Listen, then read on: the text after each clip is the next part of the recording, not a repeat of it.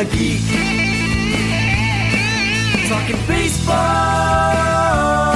every week. 'Cause the Gleeman and the Geek.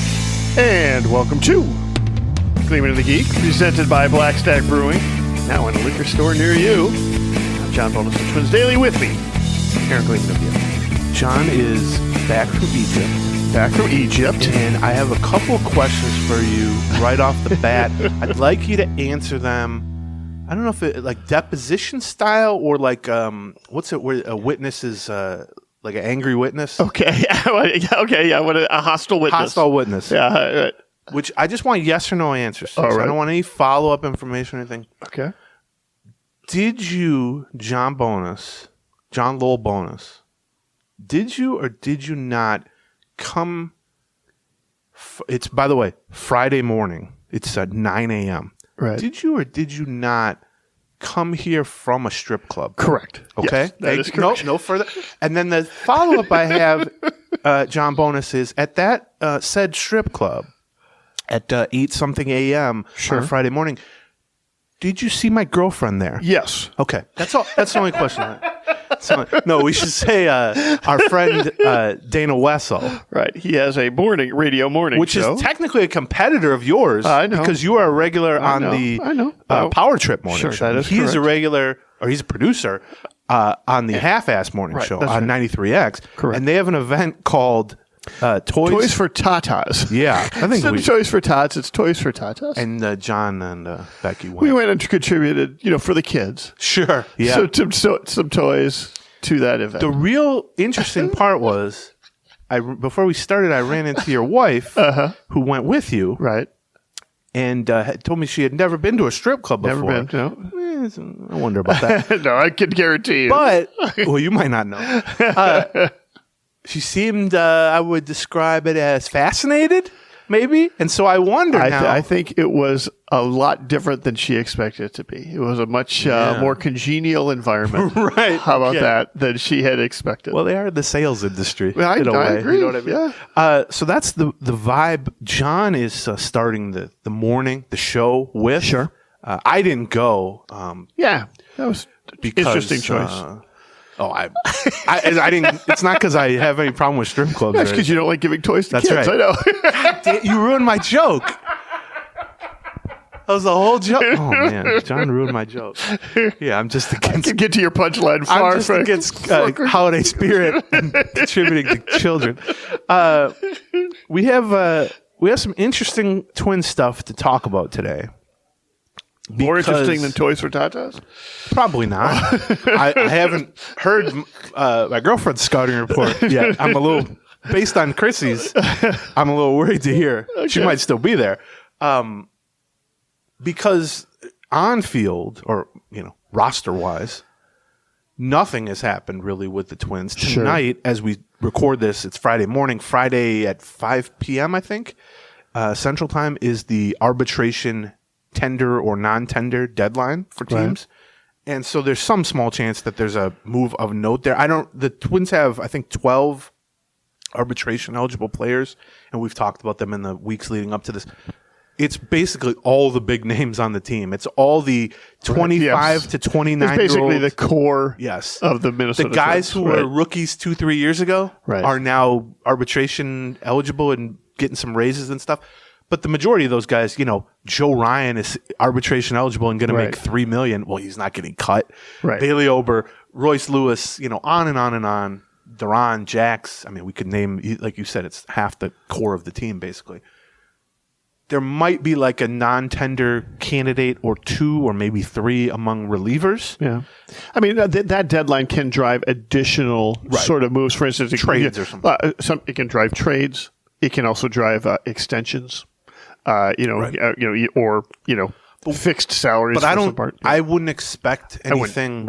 I don't know, interesting to happen. And if there is, we'll talk about it Monday over on the Patreon side. But there was also the deadline for the 19th was the deadline to protect newly eligible prospects from the Rule 5 drafts. We'll talk about that in a second. And then the biggest news happened in the middle of last week, right? Which is a reshuffling, I guess I would say, of the Twins. I would suggest an overhaul. Yeah, on one hierarchy. side. Well, Yeah, it's tough to call it an overhaul when really no one new's in there. Well, that's in a true. very Twins style, and this goes back not only Right. this regime but decades. I would say a very Poladian style. Yeah, that's a good Poladian. I like that. Poladian style. Boy, you got smarter at the strip club. I Yeah, think, of course. John. The Twins have. You learn things. Yeah, boy, do you. Boy, do you. Yeah. Well, I wish this was a Patreon, but it's a clean show. Dave St. Peter announced that who's been the Twins president for a long time and has been with the Twins for 30-something years, I think. He worked his way up from he was managing the team store. I think he started with the Twins in 89 or 90, right? Yeah, something like that. And he's been the team president for this entire era, essentially. Yeah, basically target field era, right? He announced that he will be stepping down from that role in Q1 of 2025 at some point and transitioning into an advisory role of some kind. I don't know the exact name for it, but I think probably the goal would be there for him to kind of stick around and be available to teach the new guy who's replacing him in that role, who happens to be Derek Falvey, Right. how to do it, Right. or where the bodies are buried, Right. but then also to get them across the bridge of this upcoming, hopefully, sale. Right. I say hopefully from my standpoint, because it's I very. think it's probably hopefully from their standpoint as well. Yeah, I suppose. So that's goes with all of the other strange changes that have happened here, or announced plan changes with the team going up for sale and some other things in the TV side. There hasn't been anything from a roster standpoint. They kept the stability on the radio, though. Good old Yeah. WCCO. That's right. Your other competitor. Exactly. WCC. You've plugged now your two competitors, John. Yeah, I know. You're not much of a K-fan guy, are you? Yeah. You can be bought and sold. Sure, absolutely. Through naked bodies. And that's definitely true, John. So basically, St. Peter is eventually stepping down from that role. Falvey, who had been or has been the president of baseball operations, will essentially just fold in the kind of president of business operations. It was called team president, but really they kind of divided it down the middle. There was a president of the baseball side and there was a president of everything else. And now that's being folded into his role, and he's basically doing a dual role. Right. And there's some precedent for that. I think Shapiro in Toronto does that, and I think Silverman in Tampa Bay does that, and I think Falvey came from Cleveland, where I believe it might have been Shapiro briefly did Shapiro that. was there, yeah. Yeah. I think So there he had is that some role. precedent for that. But my two questions, as soon as I heard this news, because it also came with a third thing, which is that Jeremy Zoll, who has been the assistant GM for the past several years, is now being promoted to the GM role. So he's technically replacing Thad Levine, who had been the GM since 2017, who came with Falvey essentially in 2017, who moved on, I don't know, how many weeks, a month ago, maybe? Yeah, At the end of something like that, after yeah. the season ended. So after I heard that, and these were all announced together, sort of a domino effect, I had two immediate questions. One was, what does this mean for the baseball ops department? Because that's really what we care about. That's really Sure. what we analyze. Well, that's mostly what we talk about, There's a right. trickle-down effect from the business side We in don't terms of we payroll and yeah, things it's not like that we don't pay attention to the business side, but there's only limited amount that we pay attention to the business we're side. less interested in who their eighth highest paying sponsor is than who their eighth best player is, generally. Right. And so my question was, if Falvey is sort of moving up and will now control both branches of this government, it would seem to me that would require less time and energy Less bandwidth. focused on the baseball side. Sure.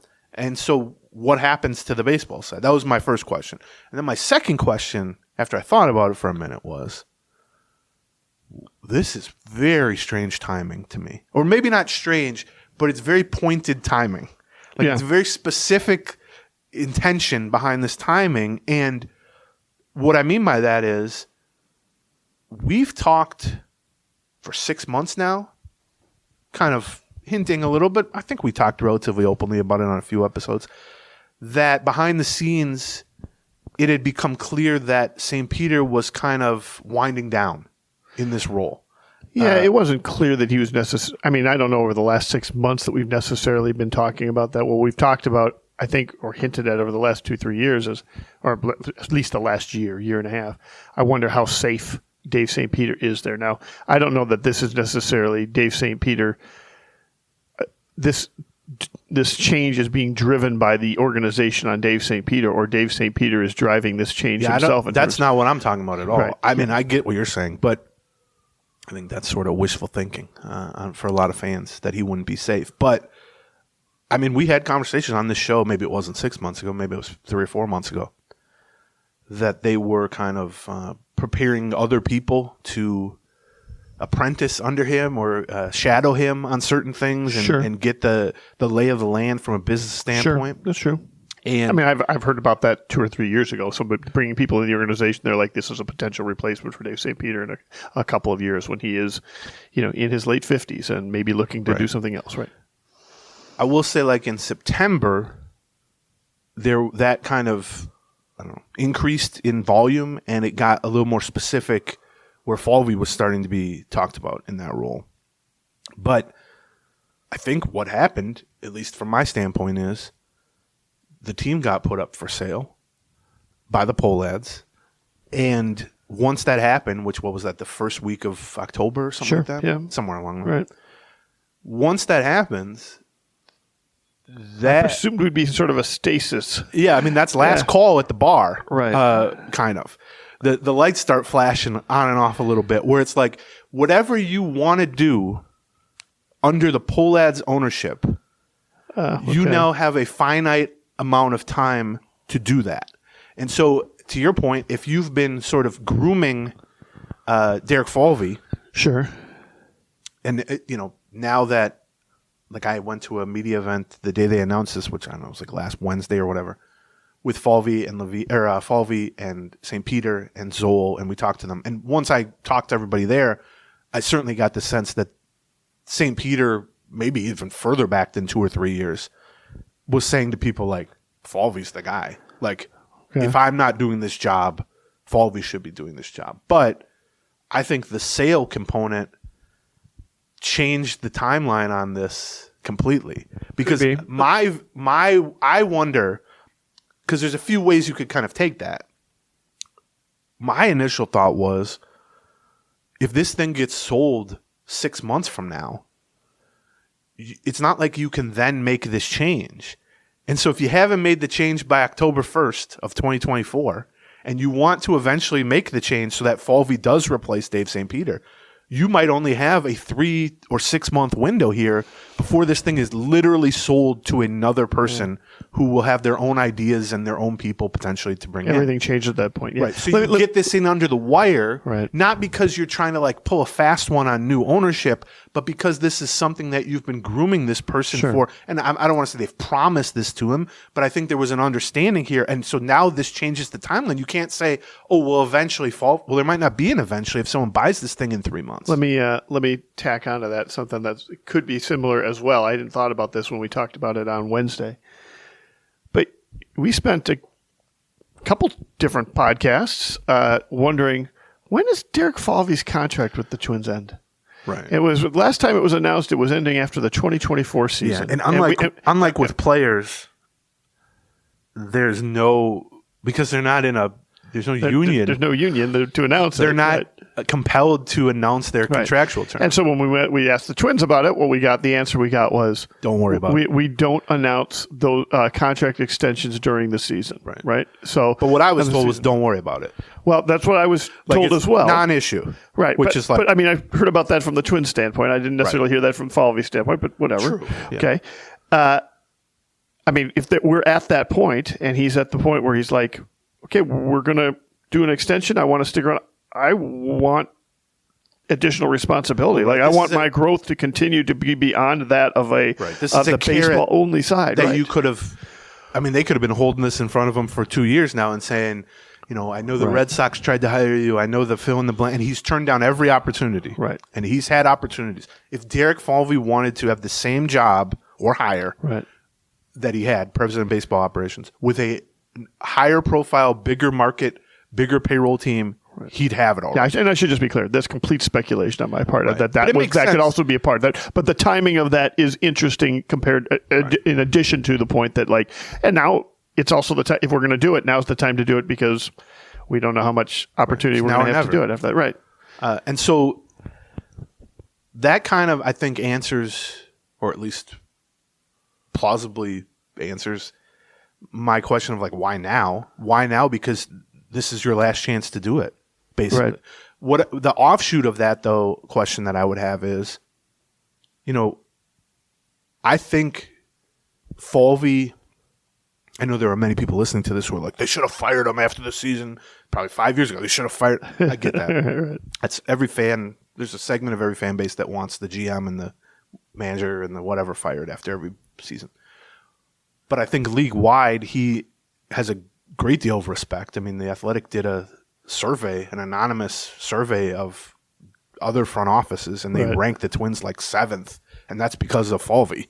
Right. He's built the front office. And also, I do think his background and just the way he goes about things from a leadership standpoint would lend itself to a wider scope than baseball operations. He's not just he's not a 30-year scout who only knows baseball. He's basically just a smart guy who likes baseball. Right. And so from that standpoint, I think that there's a decent chance this just unnamed, unknown owner, theoretical owner, next owner, might view it as a positive that they have someone like Falvey in place. Well, and potentially now under contract for several years. True. We don't really know, right? But I also know that a lot of rich people, and I'm talking about wealthy, generational, crazy wealth. Sure. Which you need to buy something for $1.5 billion. This isn't just rich dudes buying this. This is have their own ideas about things and want to buy something and build it under their own notion of what it should be. Right. And especially for a business side thing. It's one thing to say, I'm going to have to trust the baseball people. I clearly don't know the baseball stuff, but I know business. I'm a very wealthy person because I've built businesses. Correct. And I know how to evaluate a business, and I've got people that I trust to run businesses. And I've got a right-hand person who's a project, the angel of death that goes through the organization and clears out all these people. That's that. But even a less dark version of that is a lot of these, like you said, a lot of these guys are coming from a situation. I mean, the Pull Ads are an example of this. The Pull Ads have 1 million businesses. Sure. They have 1 million vice presidents. They have, under them who are working in various areas and making them money. Right. And they might go, so-and-so who's been the vice president of this whatever business for us for the last 20 years, he'd be the perfect guy to come in and lead the baseball team.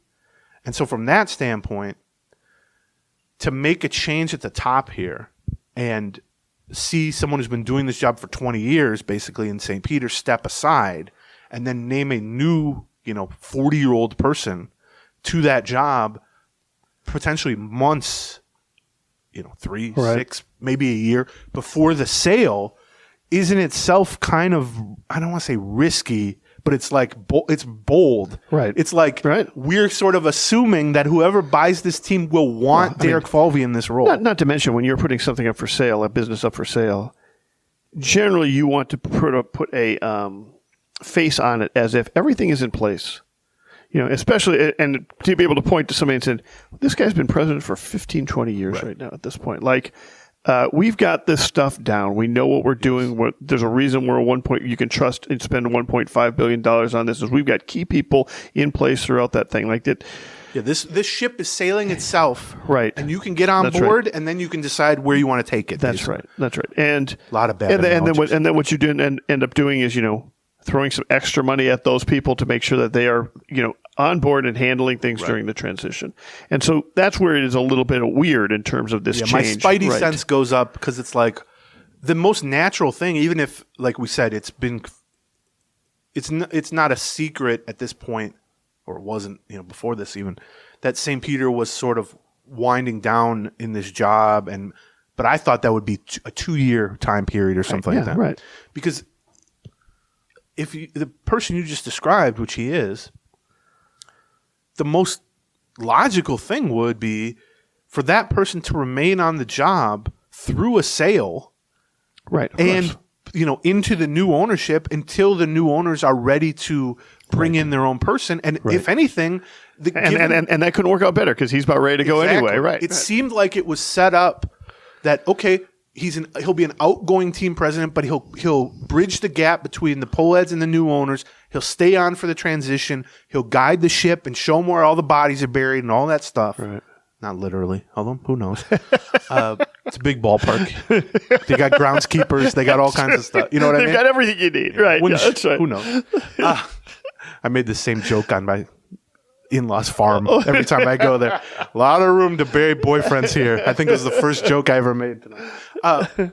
And so to not just let that play out in what seemed to be kind of a natural, I think he's like almost 60-year-old team president. He's been on the job for 20 years. You're going to sell the team. It would be natural for him to just stay on, connect the two sides, stay on for however long he's needed, then go and do an advisory role like you described. We pay him to stick around and answer questions, whatever. So to not do that, right, to go the opposite direction and make a big change right before you're going to make the sale is, again, bold to me, or makes my spidey sense go up. I think, and this is just me speculating, that Dave St. Peter is not going to retire, and that Dave St. Peter is merely going to retire from the Minnesota Twins and seek out his next opportunity. Perhaps. This allows him to kind of do that on his own terms a little bit, to map it out as kind of a, instead of, the team just got sold, I'm at their mercy now. Now he can kind of start that process a little bit early. That's kind of my speculation about why, from his standpoint, why do this now instead of... it's not uncommon for a 50-some-year-old who's leaving that job they've had for a long time to pivot to a different type of industry or a different type of job, or, take on something that they can do. I'm sure he is at the point where he is, plenty financially stable with or without additional income at this point. He's getting a nice, the kick out the door is going to have a lot of money attached to it. I would think so. I would think so. Right. Yeah. So also he's, there are a few people in Minnesota who are more connected from a business standpoint. And so he could probably pick and choose his next opportunity if he wanted. So that answers my, or at least attempts, and we can speculate about the kind of why now, because it is weird. Like it's just strange to me. It's not strange like you said, in general. Like sometime in the next year or two or whatever, it just was weird to happen like this off season, right?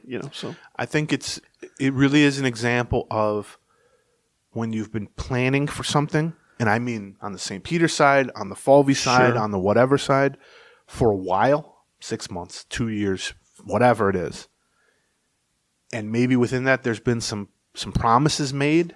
I don't want to say there's anything in writing. I would just say there's anticipation. Correct. Right. And then the timeline for everything changes because it's like, they're just going to sell the whole company. Right. Then you got to decide, like, are those things going to still be in play? And will we need to just completely alter the timeline and speed this up? Or are we just going to forget all that and then just let this thing... Or slow it down tremendously. Right. Yeah. The other question of what happens on a baseball side, which is what probably most people listening to this care about, although I certainly will argue that the business side has a strong connection to the baseball side, if only from a payroll standpoint. Like, sure, of course. That's the other thing that, we've talked, for the life of this podcast, we used to have Dave St. Peter on and ask him questions about this stuff. He stopped coming on the show, so then we just talk about it amongst ourselves. Talk amongst yourselves. Was that Mike Myers? Yes. Coffee Talk. Yeah, Coffee Talk. I want to say her name was Linda, but I don't think that's right.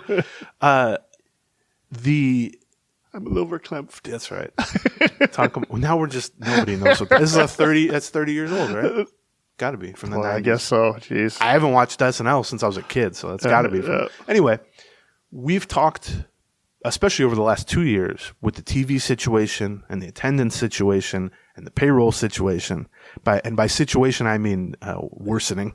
Right. Sure. What we always hear is whenever we complain about payroll or we complain about whatever, we always hear from this weird subset of like billionaire defenders, which there seems to be more than ever because like now there's these sort of celebrity billionaires where people just want to. They treat them almost like they're almost like being a Yankees fan or a Cowboys fan or a Lakers. It's like, oh, I'm a fan of this billionaire. I defend him from anyway.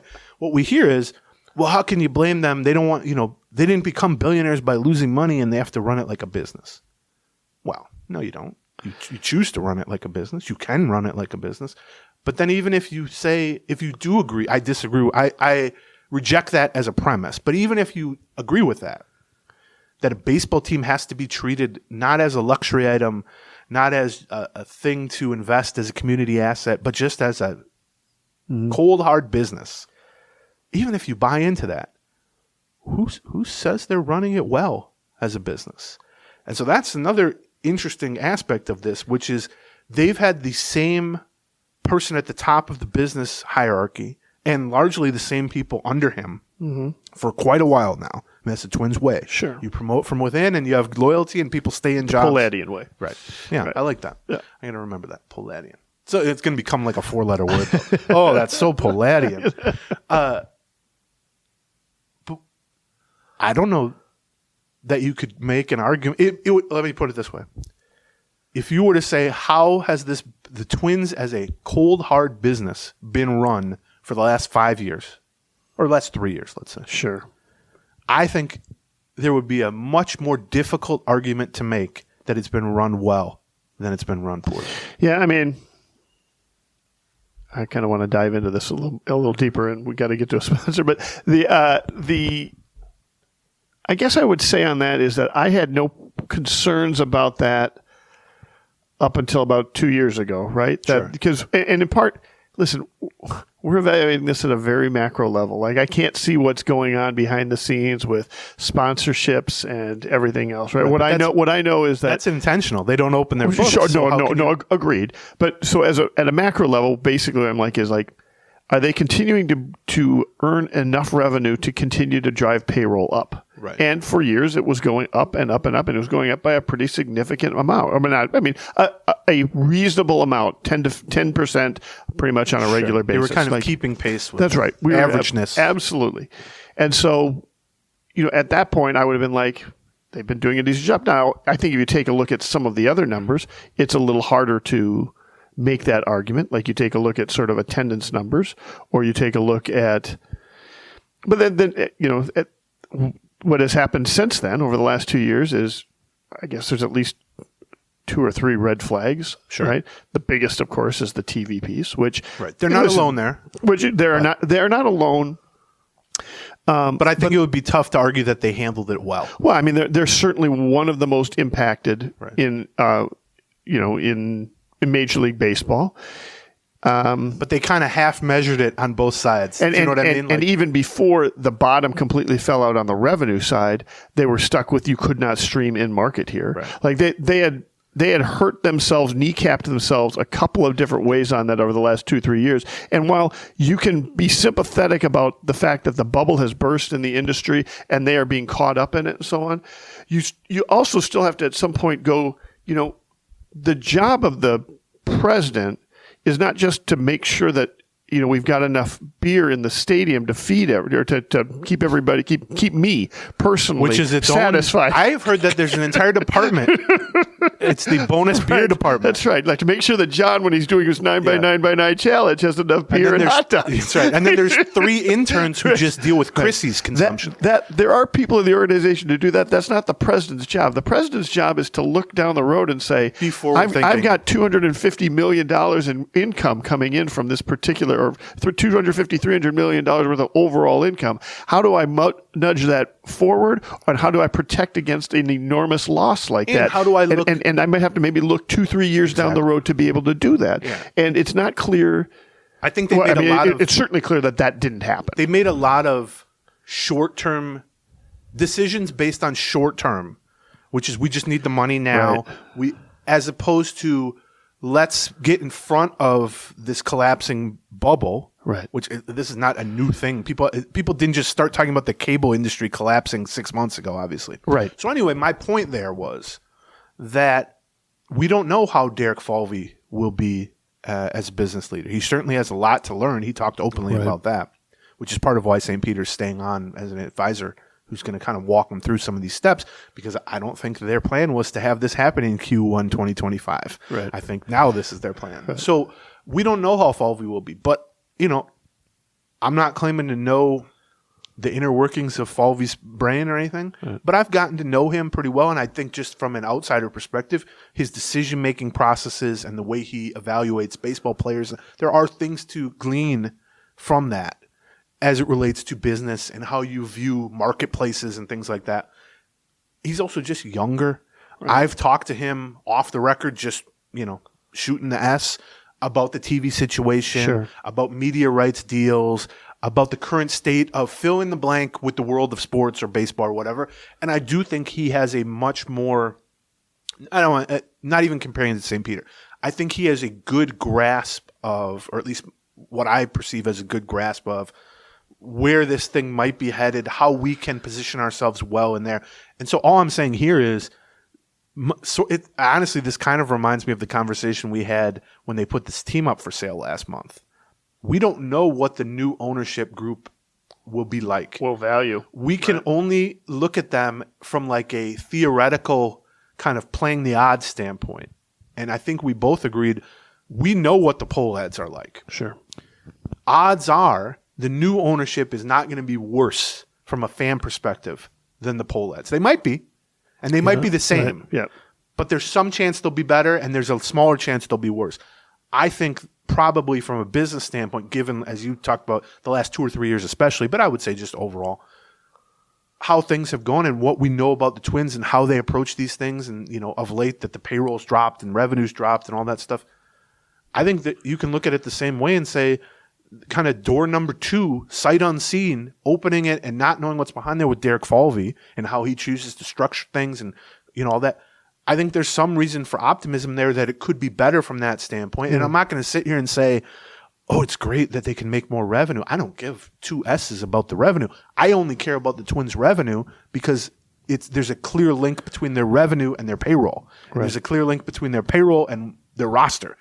So I just want them to make another $1 so that they can spend another 40 cents on the roster, right? So that they can buy another, hopefully 60 cents worth of player. Right, yes. Right. And so that's kind of how I view it. So I would be I think Derek Falvey's a very smart guy. I don't think that's in doubt, like anybody who's talking about. Now, you can criticize his tenure as a baseball ops head.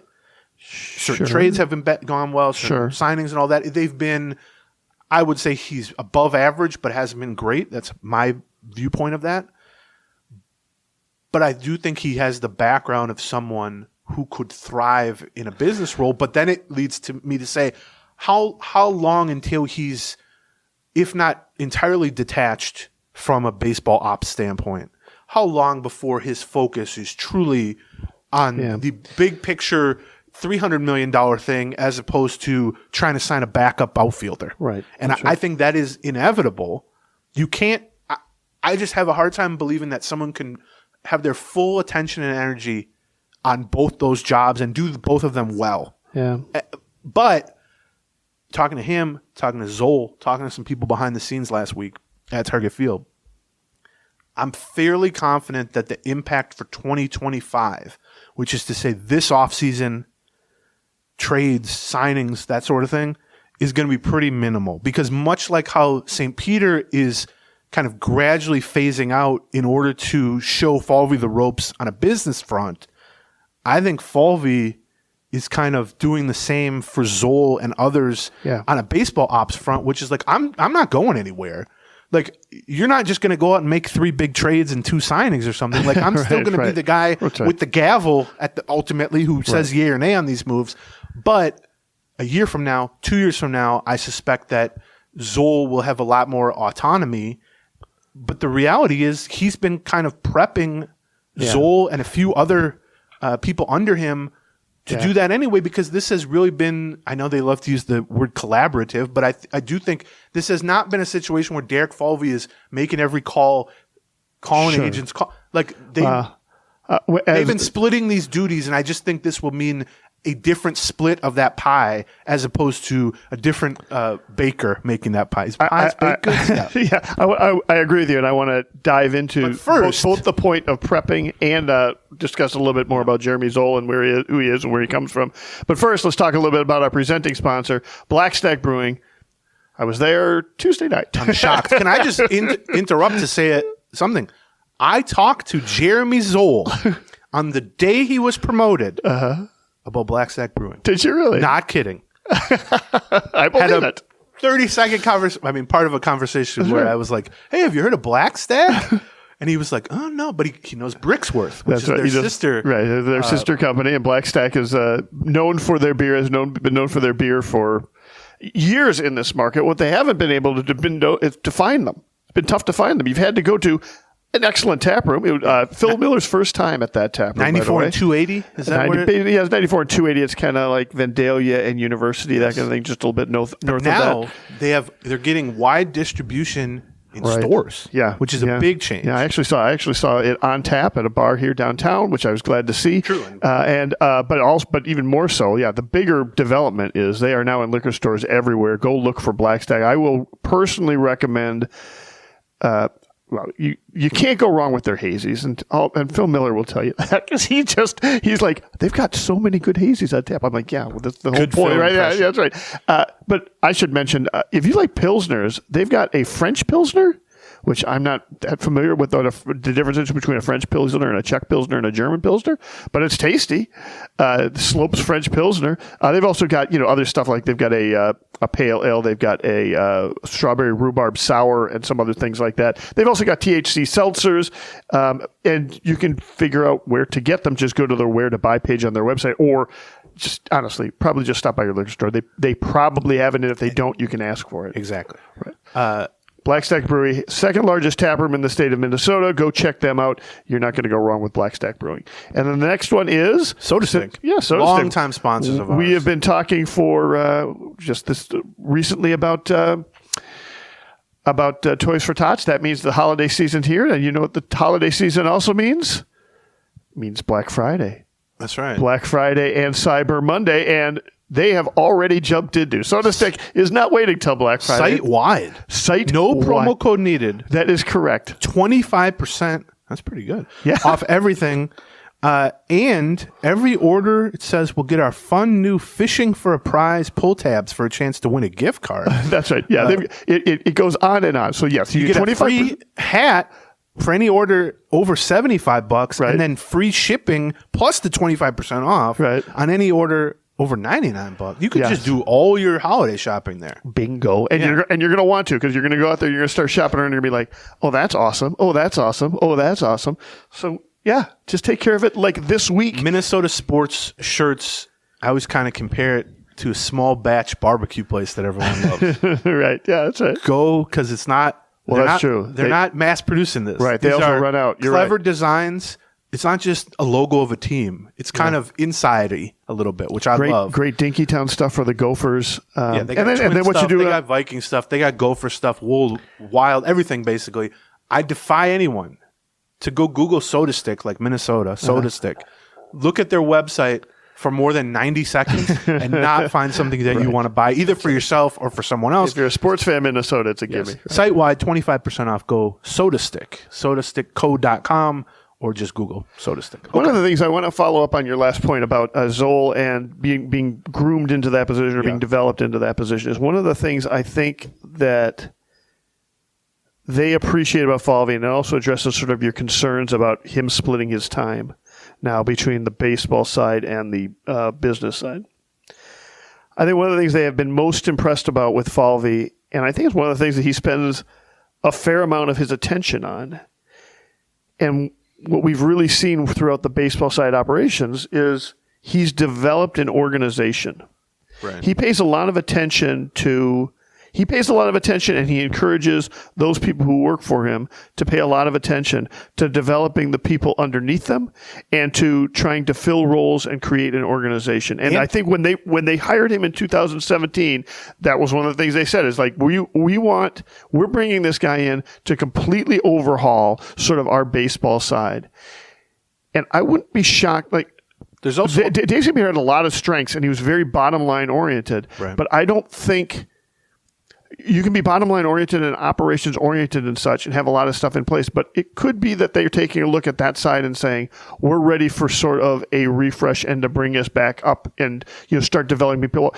One of the reasons that Falvey's crossing over to this is because they didn't do a great job on the business side of having a ready-made candidate on the business side to step into Dave St. Peter's there role. wasn't an assistant GM, basically. Right. There wasn't somebody that was like, oh, this has got the heir apparent that's going to move in there. They had trouble developing there that were some over people the who thought of themselves right. that way. That's right. But yeah, right. And there were some people who were maybe being groomed for that, but then left the organization or ended up being a dud or something like that.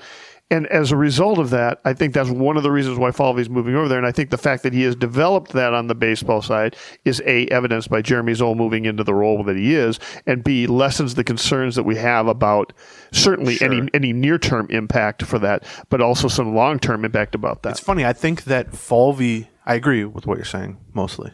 I never want to totally agree with what No, you just make sure you always get the mostly thing in there. Yeah. So you leave yourself an out. That's right. I need like a button to push where it goes mostly. Right. Yeah, that's right. In a way, I think Falvey kind of viewed the baseball operations department under him similar to like how the Twins view their farm system. Yeah, right. That's a Which is really like, good example. They Right. tried to. They brought in much more so than the previous regime outside people. Yep. From like Jeremy Zoll came from the Dodgers, for Right. instance. Daniel Adler came from the NFL, Right. who's their other Right. assistant GM. Right. Who's a former guest, two-time guest, at least once. I think at least once. Yeah. I remember Modest. Was he also at a meltdown? Maybe just once. I don't know. Whatever. Okay, anyway. But also from a coaching staffs in the minor league, hitting instructor. They've gone to the college ranks for pitching coaches, hitting They've been much more kind of seeking out talent, which is like signing guys internationally or drafting guys. Mm-hmm. And then, as you said, you're trying to groom guys so that they can go from single A to double A to triple A and be in the majors. Right. You're trying to groom. Right.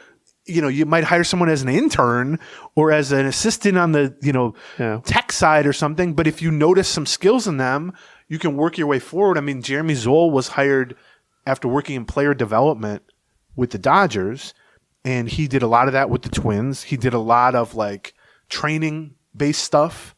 He did a lot of like, kind of incorporating tech, but also like with coaching, that sort of thing. But then once they realized, we have a talent here from their perspective, he was involved in major league decisions. Mm-hmm. He was advising them on who to trade for, who to sign, all that stuff. And so I know they've also focused a lot on like skills development, and that can be as simple as, Spanish classes for all their front office people, right. so that they can better communicate with players, that sort of thing. I mean, that as much as we talk about, I think what people view sort of a Falvey's job is as if he's running a fantasy baseball team. Right. You know what I mean? And he's constantly evaluating players and all this.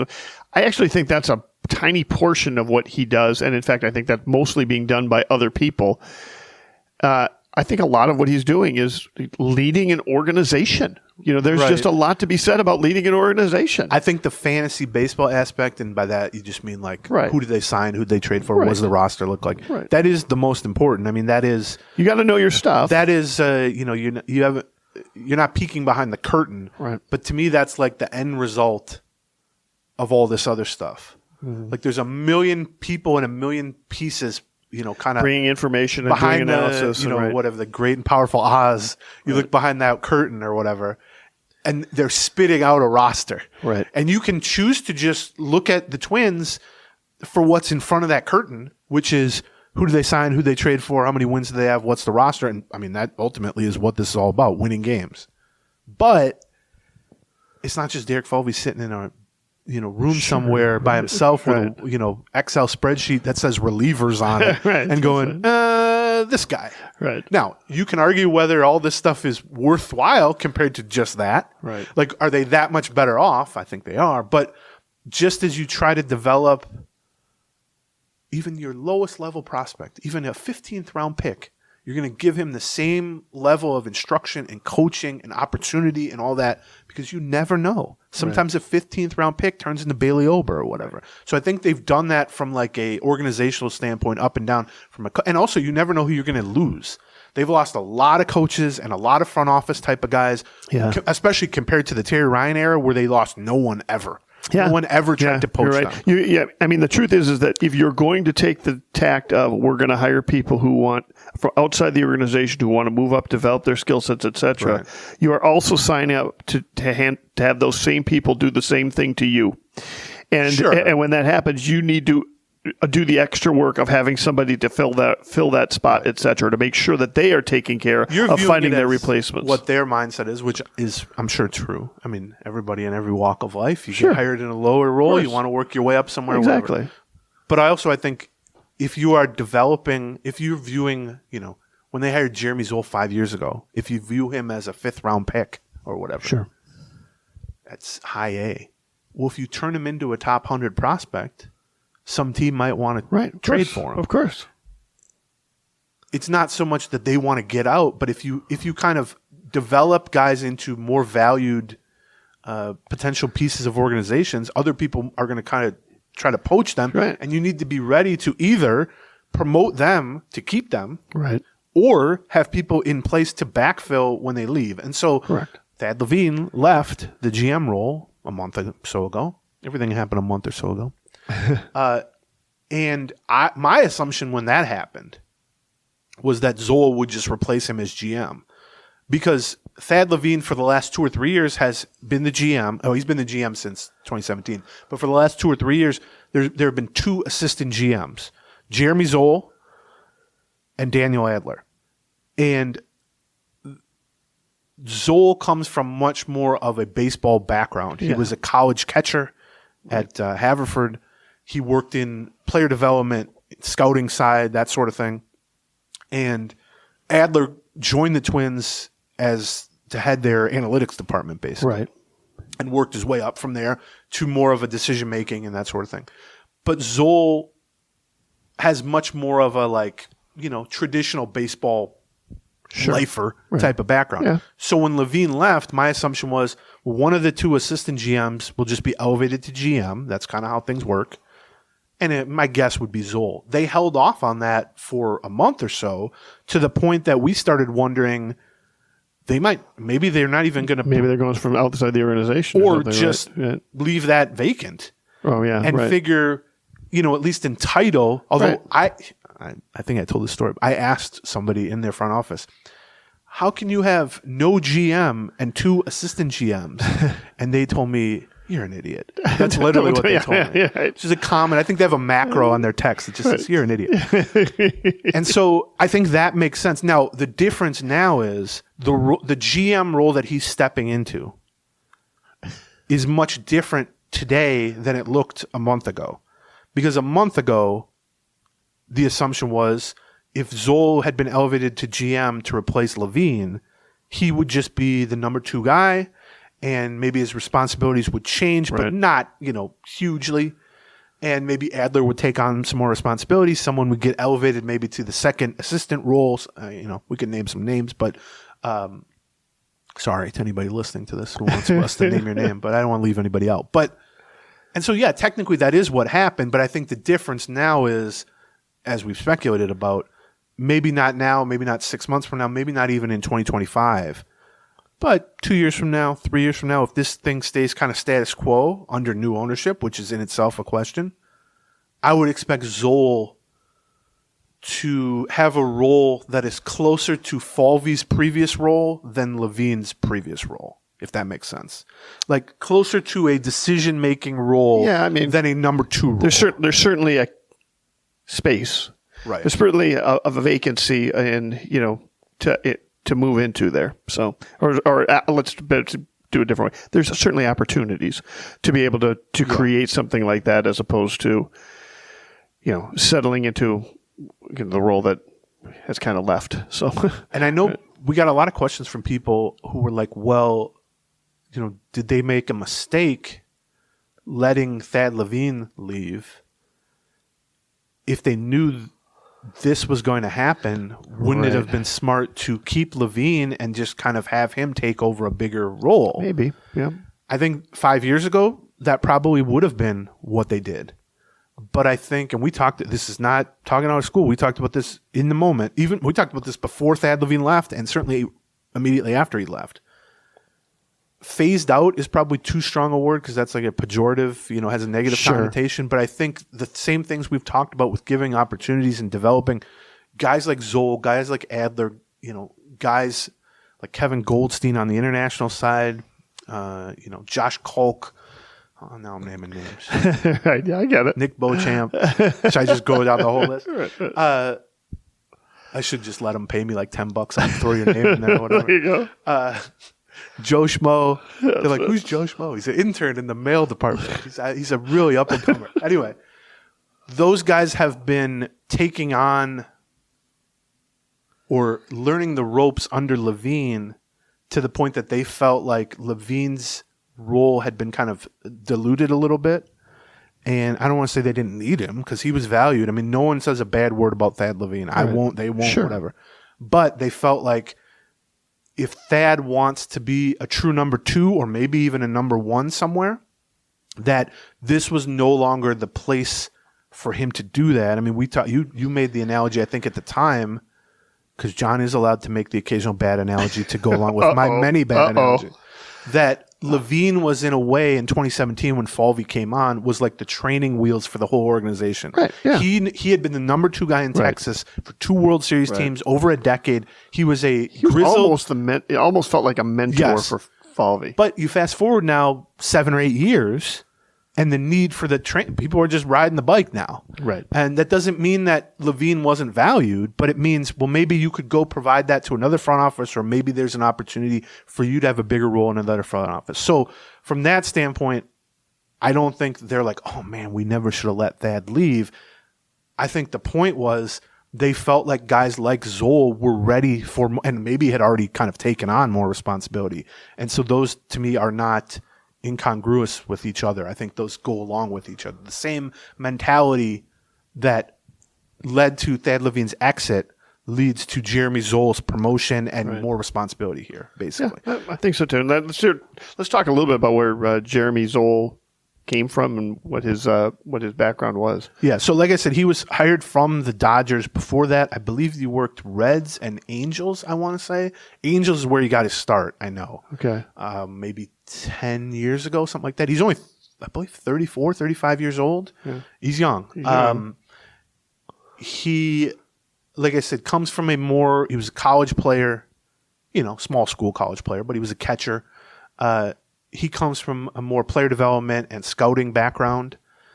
He's certainly, fluent in analytics and all that stuff. I think the things that Falvey and even Zoll the other day talked about were like, he's gotten his feet wet in almost every element of what will be his job now, like being the third in command or the second in command, whatever. Like he's been in the room for all kinds of stuff. The other thing that Falvey stressed is, going back to the fantasy baseball thing, he was like, I think people just imagine that I just call up every other GM and do trade talks. He said, well, we split the league up like 5 or 6 ways. Sure. And that was actually one of the talking points with Thad Levine initially, was Thad Levine has a relationship with someone in every front office in baseball. Right. But it got to the point where like, oh, we want to make a deal with, the Dodgers. Right. Which I would not advise, but hear me out. Well, sure. Jeremy can call the Dodgers. Jeremy worked there for 5 years. He knows everybody with the Dodgers. He can be our point person, at least initially, for setting the stage, asking about minor leaguers, prices and all that. And then we work towards a deal, and then we bring in Falvey as the heavy to say, oh, it's like buying a used car. Can you knock 1,000 off this? Let me go and ask my boss. That's how I kind of imagine. Of course, right. And so he's been involved in that. He's been involved. I can tell you that, like, after every game, the front office guys go into Baldelli's office to talk about the game, to plan for the next day in terms of like pitching usage and all that stuff, Right.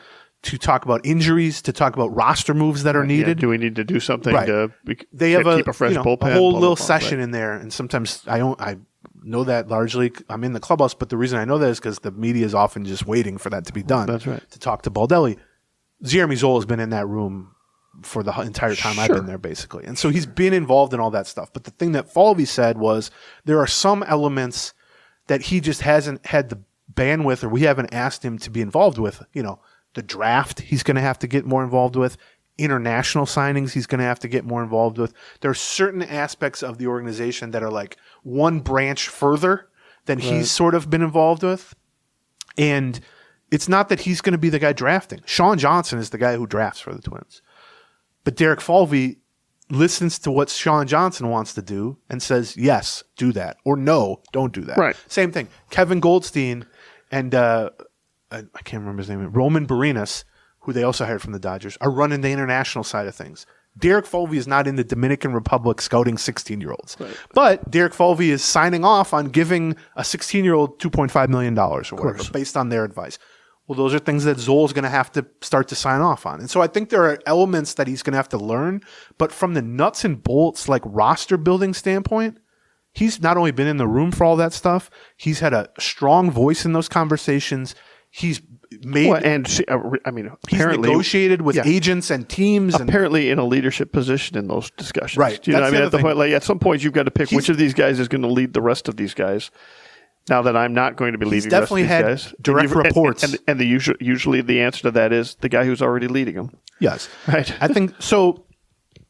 Also, I got to tell a funny story here. Well, I hope it's a funny story. So at this, it wasn't really a press. It was, I think they called that a media open house. It was basically Falvey, Zoll, and St. Peter were in the clubhouse, the Twins clubhouse, empty clubhouse. It's a very weird place when it's empty. Yeah. And it was like they let all the media jackals in, and it was like, talk to whoever you want to talk to. So, okay.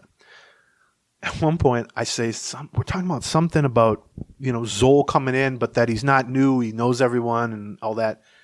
And I said something, and well, maybe they don't want me to say who it is, but someone from the Twins organization revealed to me that they have, maybe database is too strong a word, but a book, scouting reports, let's put it that way, on all media members.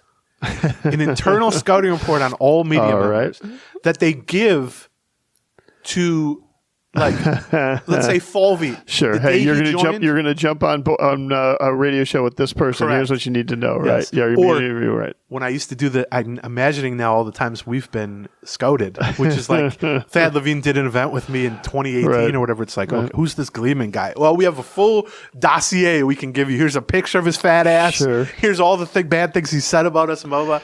And so I'm hearing about this, and I'm so fascinated by this. And I'm like, I need to read this. Like, I need to know. And I said, how much? And he's like, what do you mean? I'm like, I need to pay you.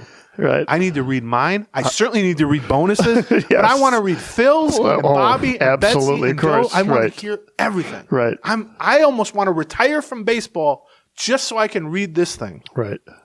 So I made him promise that the day I retire, they'll let me read my own scouting report. All right. But you've got my permission to read mine as well. Okay.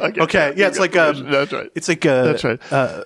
What's it called? Your personal record. FIPA? Good. Wait. Oh yeah, I get HIPAA. Right. It's like I need you to sign off on your record. That's right.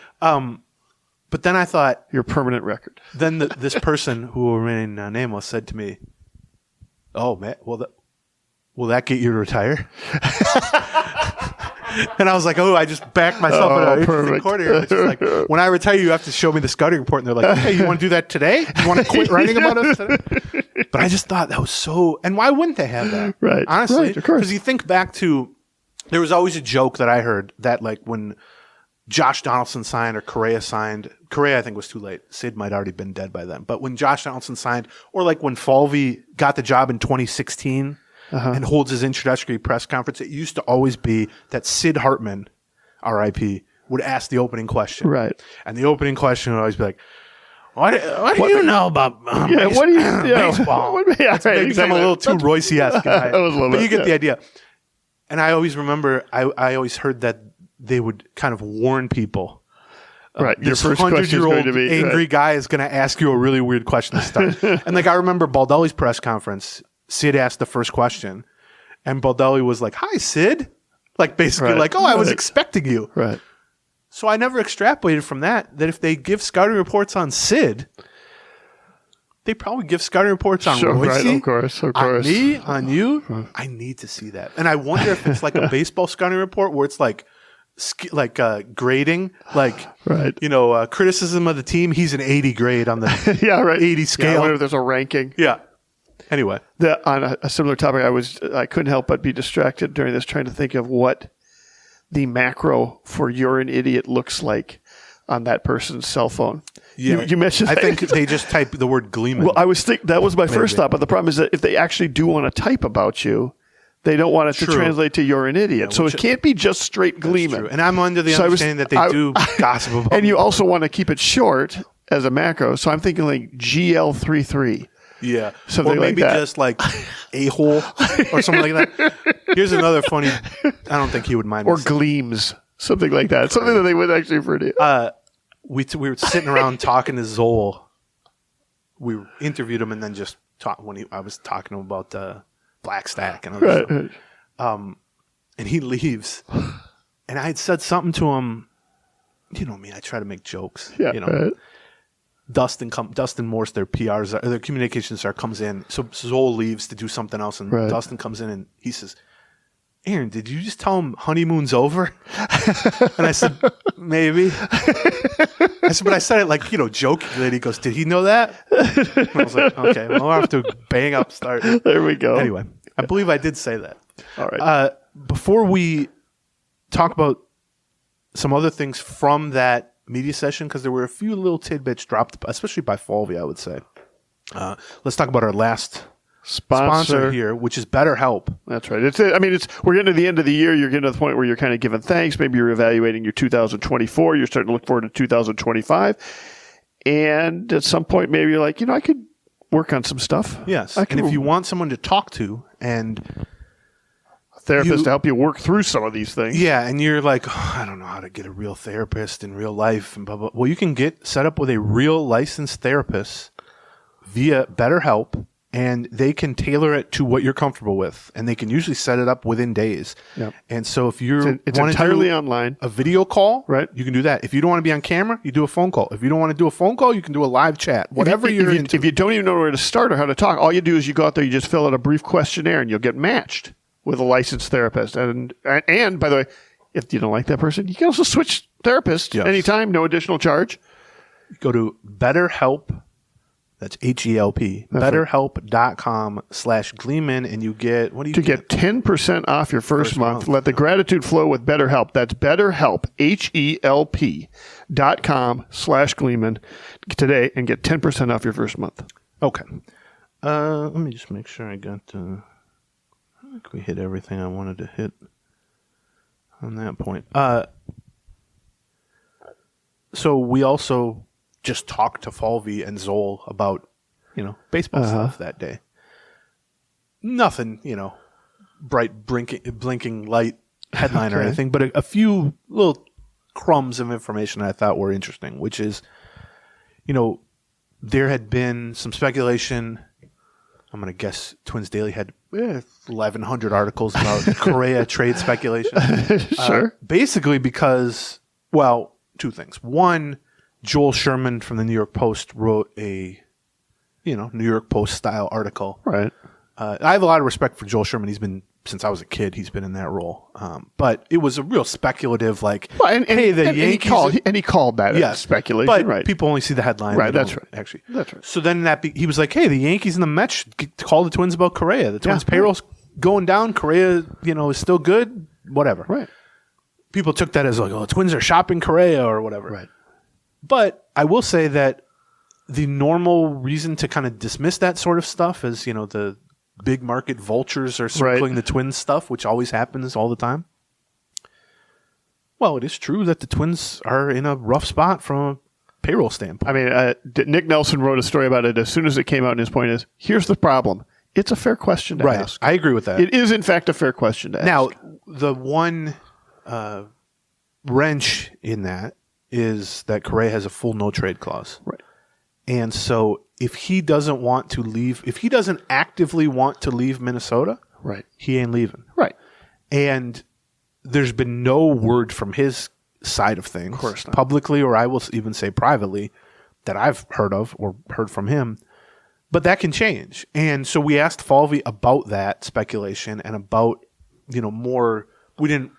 He's not going to comment on Correa specifically, but the notion of players with no trade clauses and the idea that when you signed not only Correa, but Buxton and Pablo Lopez and even Christian Vasquez to these relatively big or sometimes very big long-term deals, you were working with a $160 million payroll that the presumption was it would, as you talked about earlier, kind of rise 5 to 10% a year along with baseball's overall spending. Instead, 2 years later, it's at 130, Right. when really it should be at 170, 180 probably if it just rose normally. Well, a guy making 30 whatever million a year fits a lot easier in a $175 million payroll than he does in a $125 million payroll. Right. And so we asked Falvey about that. The thing he said, which I completely agree with, was, yeah, that's true. He didn't deny that. He said, maybe I would have made different decisions or targeted different types of players or whatever if I knew the payroll was going to be. But he said, this is the reality we have to deal with. It's plenty of money to put together a winning team, which he's been pretty consistent in saying that even after the season. And then, of course, he said something that is very obvious but is, I think, worth noting, which is Correa, Pablo Lopez, Byron Buxton. Yeah, they're the three highest paid guys. Yeah, they're on multi-year, 3 to 4 year remaining contracts. Yeah, they present issues in terms of building around them because of the payroll drop. They're also like our three best players. Right. They're really good players. Exactly They're right. great players when healthy. And so he was like, I don't want to focus on the monetary side and lose sight of the Right. fact we got Carlos Correa on our team. Right. We want to have a Pablo really good Lopez. team. We Right. have Byron Yeah. Buxton, and we're in a The winning. goal is to be a really good team here, not to. Right. With that said, he said something like, I should get the exact quote, but he said something like, the no trade aspect, and he wasn't talking specifically about Correa, but just veteran players with no trade clauses, is not something we've broached. It's not conversations that are ongoing. In other words, they're not. Sure. They haven't told Correa we're trying to move you. Are Right. you open to that? But he said, and I quote, "We reserve the right to have those conversations." Sure.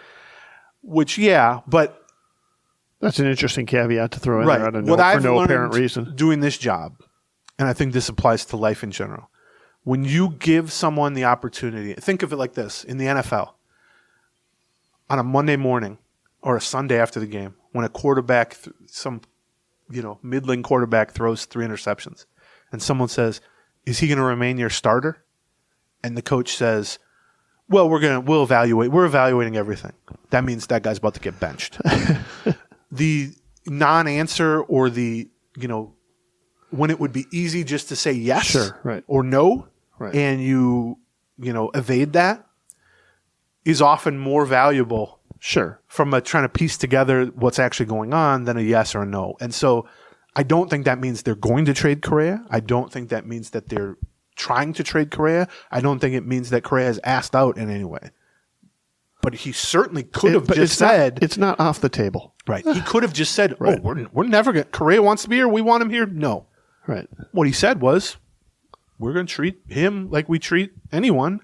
If there's an opportunity to do something that we think can make the team better. But the kicker there is, none of that it's a moot point unless Correa is on board with it. Sure. And that is the unanswerable thing, because Correa is not doing interviews on this. Well, I mean, he's probably not doing interviews on this, but I mean, it's also not inconceivable that he would be on board with it. That if, Right. the ultimate, I mean, Correa came here in part because he wanted to be on a winning World Series team. He thought he was looking for a commitment to winning. He is somebody who is jokingly, referred to as an assistant GM. He is probably somebody who at the trade deadline, he is somebody who at the trade deadline was lobbying for them to go get more pitching. He gave them a list of preferred targets. and recognized, what happened, which was nothing, because they weren't willing to spend any money on anything, like even even minute money. If any on player that. is Right. as aware or more aware Right. than the podcasters and the bloggers and stuff Right. about the payroll and the salaries and the roster and the business fits. types decisions that are being made. It is Correa, and as a result, it's not inconceivable to me that he would take a look at this and 2 years or 3 years into it go, Now, no, here's the other I didn't sign up for this. thing that comes with that, though, is he's got 4 years left, and I think 128 million. So that's what, 30 something million? Yeah. 32 million. I Let's think say it's like 35 million this year, 30 or 30 30 something million like that, for 4 more years. Now, you can say, which you did, that Correa signed with the Twins because he believed in them and he thought this and he thought that. Well, the reality is he tried to That's sign true. with 2 other teams true. first, the Giants and the Mets. Sure. And he only ended up back with the Twins because those deals were much bigger and were voided Yep. by the team over health concerns. And they were voided over concerns over his ankle, which has a plate in it from when he was like 19 at Right. A-ball, and he slid and he injured his ankle. Right.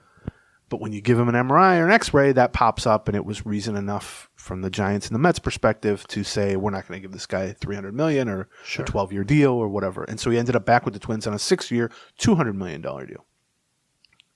Now, in the 2 years since then, his ankle has not been an issue. Right. I mean, honestly, his ankle has not been an issue in the majors for 10 years or whatever he's coming up on. But his health has certainly been an issue with Sure. the Twins. I mean, the plantar fasciitis that he has now in both feet he's had. And I will say that he had it last year and tried to play through it, and his performance really suffered. And then in the middle of the offseason, as expected, the time off did him a lot of good, and he was able to kind of put it behind him. And then he was brilliant in the first half this year. Right. I mean, one of the great first halves by a Twins player in a long time. Made the All-Star team, was playing at an MVP level, and then didn't return from the All-Star break because of the plantar fasciitis in the other foot.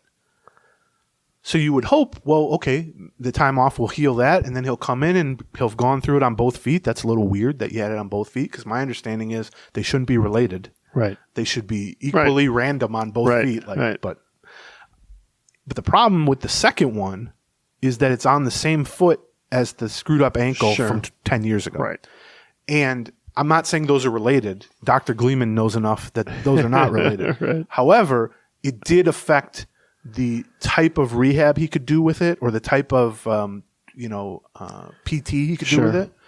And it affected kind of the timelines of things, because that foot is the troublesome foot. Right. And so you couldn't quite count on the same type of things that you could with the non-troublesome foot.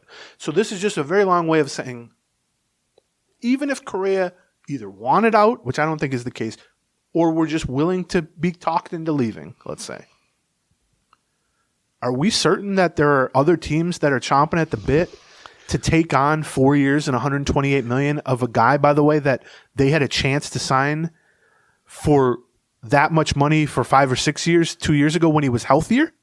And by the way, 28 instead of 30? Yeah. Like, are we so sure that that contract in and of itself is a valuable commodity? And I'm not saying they couldn't trade it. They can trade it. Right. But I'm saying, could they get value in return? And if you can't get significant value in return, Well, the value in return is the $35 million. right, how are they going to spend that in a way that's better than Carlos Correa? Do you know what I mean? Well- like, why are we confident, given how the Twins have spent money? Well, first of all, why are we confident they'll spend that money? Right. Well, that's true too. My worry would be, Well, that is they absolutely shed true. $35 million of Carlos Correa, Right. and the payroll goes down 10 more million, and they only fill in with 20 million, let's say, of that 35 million. But then even if they, I would say, pleasantly surprise us by actually spending the full amount that they shed with Correa, what are you spending that on that you're so certain is better than a healthy Carlos Correa? Right. Now, if you're certain that a healthy Carlos Correa isn't going to be what you're going to get, well, that's other thing. But then again, that goes back to, well, other teams have that same sort of trepidation with him. Why are they looking to take that on? My assumption is, whether it's Correa trade talk, Pablo Lopez trade talk, or even Buxton trade talk, but he has a no trade also, I think it's going to be much ado about nothing. But their payroll situation, their ownership situation, and the sort of denial of the people involved Sure, right. makes it so that there's room to speculate. Sure, of course. It makes it so you can't just Right. go, oh, come on, that's just the Yankees doing their Yankee Right, thing that's or right. whatever. So we'll see what comes of What do that. you think he'd get on the free agent market this year? Well, that's really what we're Right, talking that's exactly about. what I'm saying. Right. I mean, it goes. Would he get for 120? It's only 4. Yeah, I mean, maybe. Maybe, right? And then on top of it, you've got a bunch of club options at the end of it, which is a value on but that I guess as well. what I would say is if you Club options that are vesting options, though. no. No, some of them vest automatically given plate appearances the year before. I mean, according to Kotz, it is. I don't know. I forget. Options you might may be be right. options guaranteed based on plate appearances in previous year, but it's like 575 plate appearances Right. in 2028. Okay. Like they're pretty high. Because I remember when he signed it, we talked about if the Twins don't want these to Right. They can vest. just, yeah, that's a it's good very point. easy not That's a to. good point. That's what I was That's a thinking. good point. Right. So yeah, like he needs to get 600 plate appearances. Right. Well, that's a full healthy that's a season. really- basically. yeah, that's right. Anyway, but it goes back to the Vasquez discussion we've had now for months, which is he's got a year and $10 million left on his contract. And so when people try to go, well, they could trade that, right? Or how much would they have to eat? Right. What you really are figuring out is what would he get on the free agent market. Right. And maybe there's a little premium added onto that because you are guaranteeing you get him if you're another team.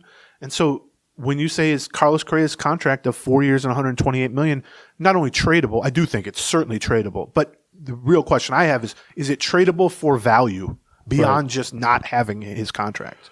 Yeah, that's the question you're asking is what would he get as a free agent? It's interesting. One of the things that I haven't really thought about why you would make this trade or not make this trade. First of all, I think your point about them just pocketing that money is an excellent freaking It's always point. a safe assumption, right? especially at this stage right. with the ownership thing and the payroll drop. Now, if that is not it, if it was, listen, I just need $35 million to spend on things, it is the Twins roster. If the Twins roster was sitting there like, oh, they've got a gaping hole here and a gaping hole here and a gaping hole here, and until they get that, they've got no money to spend on these gaping holes.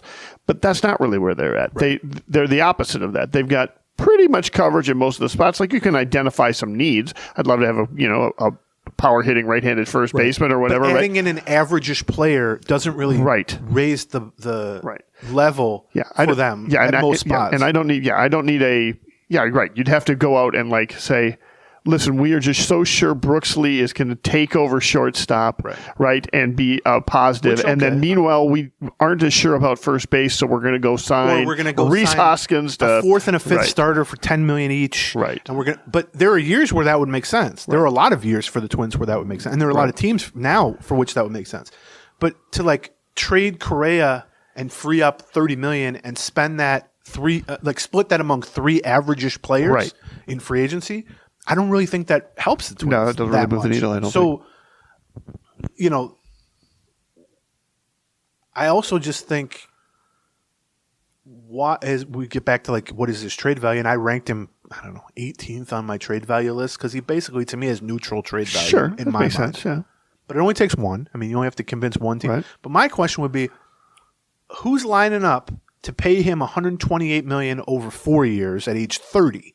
Coming off a year where he missed half the year, coming off back-to-back heel injuries, that wasn't willing to pay him $200 million for 6 years 2 years ago when he was 28 and healthier. Maybe, yeah. And normally you would say, well, money's flowing, different teams are in the market, but money is not flowing across MLB right now. That's true. There are different teams in the market, and that was a weird situation 2 years ago, too. Like, there was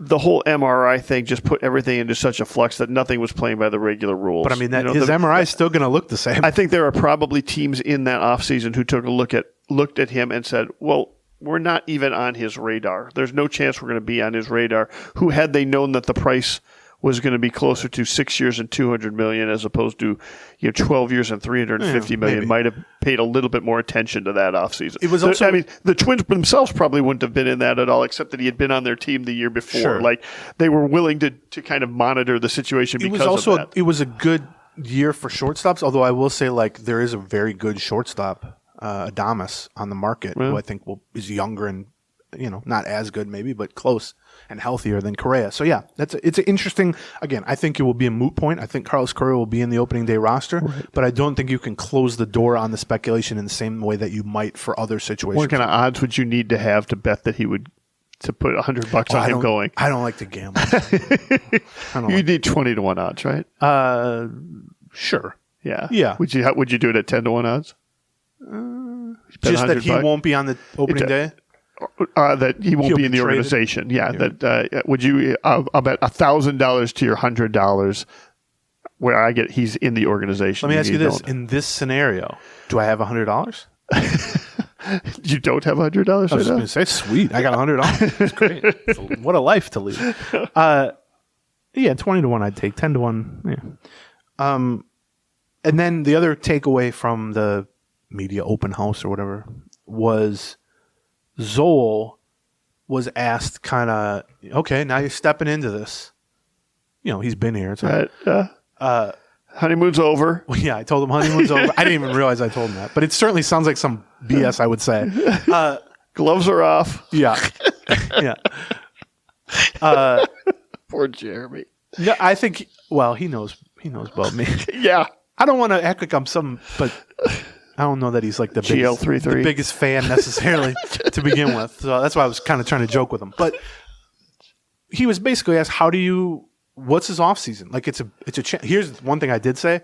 I said to him, because one of the questions from somebody else was like, it's a tricky spot to step into. Like you have no money to spend. You're coming off a collapse. You're like, they're handing you a grenade here, kind of. Well, like they're handing you like you better do that. And I said, because we were in the chit chat portion of the day. I said, this kind of reminds me of when Terry Ryan stepped aside and Bill Smith took over, and that offseason he traded Johan Santana and let Torrey Hunter leave as a free agent. Yeah. And I'm like, that, in retrospect, was a really crappy thing to do to Bill Smith. Like, they really just handed him. Right. And then I looked and I was like, oh, he's not laughing. He's thinking about that. He's maybe realizing he's the Bill Smith in this scenario. Meanwhile, Carlos Correa is. Yeah, right. We got no money to spend. Right. The vultures are picking at Carlos Correa. That's right. Yeah. The team collapsed. Right. Some of your young guys, but his, I would say, viewpoint overall with the team was one I think we kind of agree with, and I know Falvey has expressed too. First of all, he talked a lot about, the collapse and the need to think about changes but not overreact in a way that is doing more damage than good. But the other thing he said was what you just kind of said. If you can take a step back from how this thing ended horribly, and believe me, he was around for it. He was in the clubhouse every day. Right. And just look at what do we have now? We're turning the page of 2025. What do we have going forward? Carlos Santana's gone. Max Kepler's gone. What do we got on the roster right now? He said this team can win. Right. This is not a team that needs a dramatic overhaul from a talent standpoint. Now, they may end up doing that because they think some of the pieces don't fit anymore. But his point was, we're limited from a spending standpoint. Trades will probably be the way if they end up trying to shake things up. But he said, I look at this team and I go, we got a lot of talent here. We got a lot of prime-aged guys, which we talked about earlier in terms of arbitration eligibility. We could run this back for the most part and win games. But then the other thing he said, which I appreciated, was, while that makes me feel less panicked or less worried for 2025 that we do have a good kind of base in place to build from, it also just hammers home the point, and this was Zoll talking, of it was catastrophe what happened in August and September. Yeah. Because we had this same talent in place then too. Right. I mean, there were some injuries and stuff, obviously. And so I thought that was an interesting, not that anybody's going to take that job and in their first media group go, I'm blowing it up, I'm trading everything. They're not going to say that. But I did get the feeling that, we talked about some of the early projections from Fangraphs and stuff. I did get the feeling that he's kind of aware of, we could just roll this thing back and probably compete for the division title as is. Right. Now, is that enough? Right. Is that how you want to do it? This is what we argued about, or not argued about, or debated. We never argue. Debated amongst ourselves about at the beginning of October, right? Which is this team has a lot of young talent. Now that young talent really played out well in 2023. And in 2024, it still played out pretty well. Like they ended up above 500, right? But they didn't. But the point is, they've had an influx of a tremendous number of, new starting pitchers and new infielders and such, and outfielders for that matter. And what you would expect is this is the year where everybody who's gotten a year or two under their belt right now looks to take that step forward, and you become a really good team. Like that's what you would hope you would see. Now, the problem with that is that if it doesn't happen, if they don't take that step forward, then the easy thing to take, the easy reply to that is, what did you miss from the last 6 weeks? You were a disaster the last 6 weeks. Why did you not react more strongly? How can you not have made any big changes? Right? I'll add to that, by the way, which is if those 10, call them young veterans, guys like Royce Lewis, he's not a prospect anymore, but he's not a veteran. He's just a major leaguer. If the guys like that who were injured or slumped badly down the stretch, Jose Miranda, right? I mean, Julian, there's a million of them. Right. Some of them were injured. Some of them just didn't play well. Some of them both. If those guys do not bounce back in 2025, individually or collectively, the problem is twofold. One is what you just described, which is the team doesn't win again, and then people are like, why'd you run it back with the same team that collapsed on the stretch last year? Right. But here's a bigger picture problem. I know. Then next offseason, those guys' value has cratered. Yeah. Because then it's 2 years of them not performing. Well, and you can't really, at that point, you're like, nope, this rebuild just didn't hit. Right. Yeah, you could just say, 2026 is, we need to. It's one thing to, trade a 26-year-old former top prospect who's had some success in the majors but slumped down the stretch last year. There are plenty of teams who are like, all right, we still believe in that guy. You can get value for him. You can package him for something. You can shake things up with them, whatever. But then if they have another bad year in 2025, you go back to those same teams and try to get that same value that you could have the year before for them. And those same teams are like, well, now this guy's 28. He hasn't been good for a year and a half. Yeah. He's more expensive, by the way, probably via arbitration. He's closer to free agency. Right. Well, now you can't even get that value from him. So I think that is the worry or the downside or the danger or whatever. Let's see. A couple other things. Just news and notes wise, there's been a whole lot. But Rule 5 projections, like I said, were on the 19th.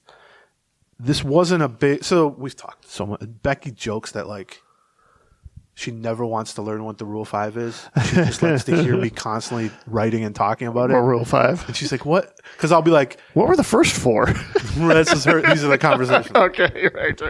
What's Rule 4? I think the Rule 4 draft is just the actual draft, right? Yeah.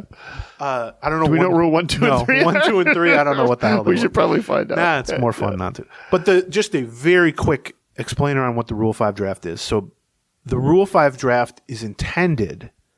It occurs every December. It's the final day of the winter meetings. It takes place in a ballroom. Right. I've gone to 4 or 5 of them. It's the least exciting event ever. It's just people go up to a microphone in the middle of the room, some team representative, and goes Johnson, Smith, Seth, right-hand pitcher, AA, Wichita. And that's who they've selected. That's the whole thing. Next up, Twins. And somebody will go up and go Smith, Steve, right-hand pitcher, and that's the whole thing. There's nothing to it. But there's hundreds of media there, typing away. And anyway, the intention of the Rule 5 draft is to, and it's decades old, it's 50 years old, I think, is to stop teams from being able to endlessly hoard talent in the minor leagues. So, if you have a great shortstop in the old days where there were only 18 teams or whatever, and you got a AAA shortstop who's the 5th best shortstop in the country, but you have the best shortstop in the country, you just leave him at AAA for the rest of his life. And they thought, well, that's not really fair to anybody involved. Sure. So the idea with the Rule 5 draft is if you don't add eligible prospects to the 40-man roster to protect them from the Rule 5 draft, a 40-man roster spot shields them. Then they're eligible to be plucked away from your organization. And the players who are eligible, a new crop of players kind of age into eligibility each year based on when they were signed or drafted. Yeah. So if they were signed at 16, if you were drafted at 18, that sort of thing. And once you're eligible, you're always eligible. There's been, Johan Santana was essentially a Rule 5 pick. They had a pre-draft deal where he was picked first by the Marlins and then swapped to the Twins. Shane Mack was a Rule 5 success story. They've had guys like Scott Diamond, Ryan Presley. They've hit on some guys. Josh Hamilton was a Rule 5 pick elsewhere. It can be a consequential thing. It's probably more attention paid to it than is worthwhile, but every few years somebody hits out of it. This year's kind of eligible class of guys who needed to be protected for the Twins was neither big nor high voltage. Right. They had, in my estimation, 2 guys they should have definitely protected, and a total of like 4 or 5 that were like in the conversation. Sure. They ended up protecting one of the 2. Only 2, except one of them wasn't one I probably would have protected. Right. They protected Marco Raya, was the 100%. When I did my Rule 5 preview a few weeks ago, he was the number 1 guy. He was the only no-brainer. He's a top 5 pitching prospect, and he's at AAA at the end of the year at the Saints. So he crosses off all the checks all the boxes, right? If not the first pick in the Rule 5 draft, certainly selected if unprotected. So he was the no-brainer. The second guy they protected is a right-handed starting pitcher named Travis Adams, who was like a 4th or 5th round pick out of college a few years ago. Also reached AAA at the end of the season. Spent most of the year at AA. I had him, I think, 4th, I want to say, on my kind of Rule 5 protection rankings a few weeks ago. I'm not like shocked they protected him. Certainly it's reasonable to protect him. But they protected only him and Raya and left the guys who were number 2 and number 3 on my list, which is Ricardo Olivar, right, who's a catcher / left fielder, who finished last year at AA, was very good at high A for most of the year, and then Kalai Rosario, who's a AA right fielder, right-handed hitter. He's playing in Arizona Fall League right now. Yeah. Those are the 2 that I would say they're putting themselves at risk of losing. But here's why, even though I had those guys ranked 2nd and 3rd, and I had Adams either 4th or 5th, I'm not shocked that Adams ultimately was protected and they weren't, and here's why. Part of the Rule 5 draft is just teams seeing unprotected talent and going, we like this guy, we scouted this guy, we wanted this guy, let's bring him in. Right. But the kicker to it is, if you draft someone from another organization in the Rule 5 draft, I think you're paying $100,000 to draft them. You also then have to keep them on the major league roster for the entire season. And the moment at which you try to remove them from the major league roster, they are offered back to their original team for half the money. Right. And so it's not just, is this guy talented enough for other teams to target them? It's, is this guy from a developmental standpoint or an experience standpoint or a readiness standpoint, someone that a team would actually put in the majors for the whole year. Right. And you might go, well, who cares? If the team stinks, why not put him in there? But what you tend to see in terms of what player types are picked in the Rule 5 draft, it's a lot of relievers. Right.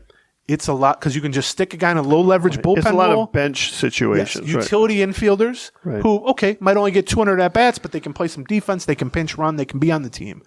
Like backup catchers, that sort of thing. Maybe a speedy center fielder, or like that, right? In Adams' case, a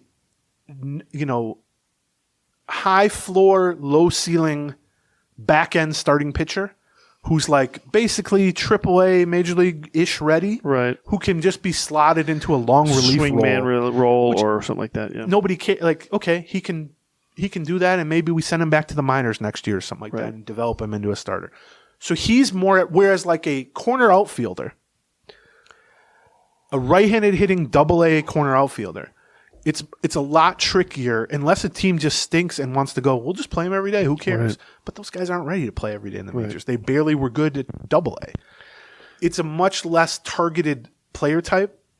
And so that you don't see a lot of teams carrying a platoon corner outfielder for the entire year that can't hit or that swings and misses a lot. In terms of outfielders who are drafted are like 26-year-old AAA performers who just haven't gotten a chance with their current team, but another team is like, this guy can hit, we'll take him. Whereas like Olivar just got to AA. Right. Rosario played half the year because he was injured at Double-A. These are guys who are not ready for the majors. Right. And they're good prospects. I think, especially Olivar, I'm probably higher on than most. But Rosario is a good, solid prospect. With it could very well be that both of them would want to be need to be added to the 40-man roster next year. Right. Because at that point, it is reasonable to suggest that you can stash them on the 26 AA, right, or they reach AAA, then it's a different story. Right. So what I'll say is I would have protected those two. I probably wouldn't have protected Travis Adams, and maybe you lose him. It's not that he's not a decent prospect, but I think he projects more as like a fifth starter, maybe a middle reliever, something like that, which, okay. But maybe I'm overly cautious with regard to that. And I guess less risk tolerance for like, from a talent standpoint, this guy could get picked. But from a readiness standpoint, you're kind of playing a weird game of chicken with the 29 other teams. And you're saying, oh, you like this Double-A outfielder? Put him on your roster all year and give him 500 at-bats and see how that goes. It does feel, too, like when we've come across these, occasionally when we get surprised by the Twins on this sort of thing, we're usually surprised about a pitcher. That they've got an eye on a pitcher, that there's some pitcher, that they end up protecting a pitcher that we didn't. I think, as I recall, that's what Ober was, right? Like after 2020, like none of us had Ober as like, oh, here's a guy they're going to protect, and then they protected him. Now that I'm not suggesting that Adams is going to make that same kind of leap that Ober took, right? Right, but it's the same thought process, which is the supply and demand is always going to be more demand than supply for pitchers in general, but also if you just draft a Double-A or a Triple-A pitcher. And even if they're not really ready for the majors, you can stick. I mean, that's what the Twins did with Johan. Right. You can picture in your head what you think of Johan Santana, which is one of the greatest pitchers of his generation, and I would say a borderline Hall of Famer and should have been a 3-time Cy Young winner. I don't know if you guys know this; he's my favorite player of all time. Right. But when they drafted him, he didn't have a changeup yet, which became turned him into that. He was just some 22-year-old guy who had pitched like at high A, Double-A, and they just for 2 years. He was just a mop-up man, basically. And he wasn't even good. But you can find 50 innings of mop-up work for the last guy in the bullpen. That's right. So, that's their Rule 5 situation. I will not be shocked if they lose one or both of Olivar or Rosario. There's also a left-handed pitcher named Christian McLeod, who I think there's some risk that they could lose. And I do think that would be kind of an unforced error to lose one of those guys. But I get the logic behind especially see based on who they offer arbitration to today. Like you mean in terms of the 40-man roster? In terms of the 40-man roster. Yeah, I don't think they're going to. To me, there isn't really even now after adding those two, Raya and Adams. Right. They're at 37. Right. I would expect them to drop at least one or two of the arbitration eligible players, relievers, like we talked about, which takes them to like. Well, that's what I'm wondering. Like, you could have dropped. I mean, it's not like they're going to bring in 10 free agents or something. I know they treat the 40-man spots as gold basically, but I would have protected 3 or 4 players instead of 2 players, and so I don't think they should be shocked if they lose one of those guys, which I think would be a mistake. Couple other very quick things. At the end of the season, they did their usual kind of 40-man house cleaning, where they cut, I don't know, half dozen players, Josh Winder, etc. Among those were Junior Severino, Scott Blewett, and Daniel Duarte, who were all dropped from the 40-man roster. They all cleared waivers and became free agents. Okay. They've re-signed those 3. Oh, great. Severino, Blewett, Daniel Duarte. I will say that the day I tweeted out the list of the 6 guys they had dropped weeks ago, like multiple people were in my mentions like, what a huge mistake to let Severino go. He's got power. They never gave him a chance. And I'm like, I get it. Sure, he does have power. He's basically a DH who might hit 240 with 20-something homers. That does have some value. But we might need that this year. He cleared waivers, which means none of the other 29 teams thought he was worth a 40-man roster spot. Right.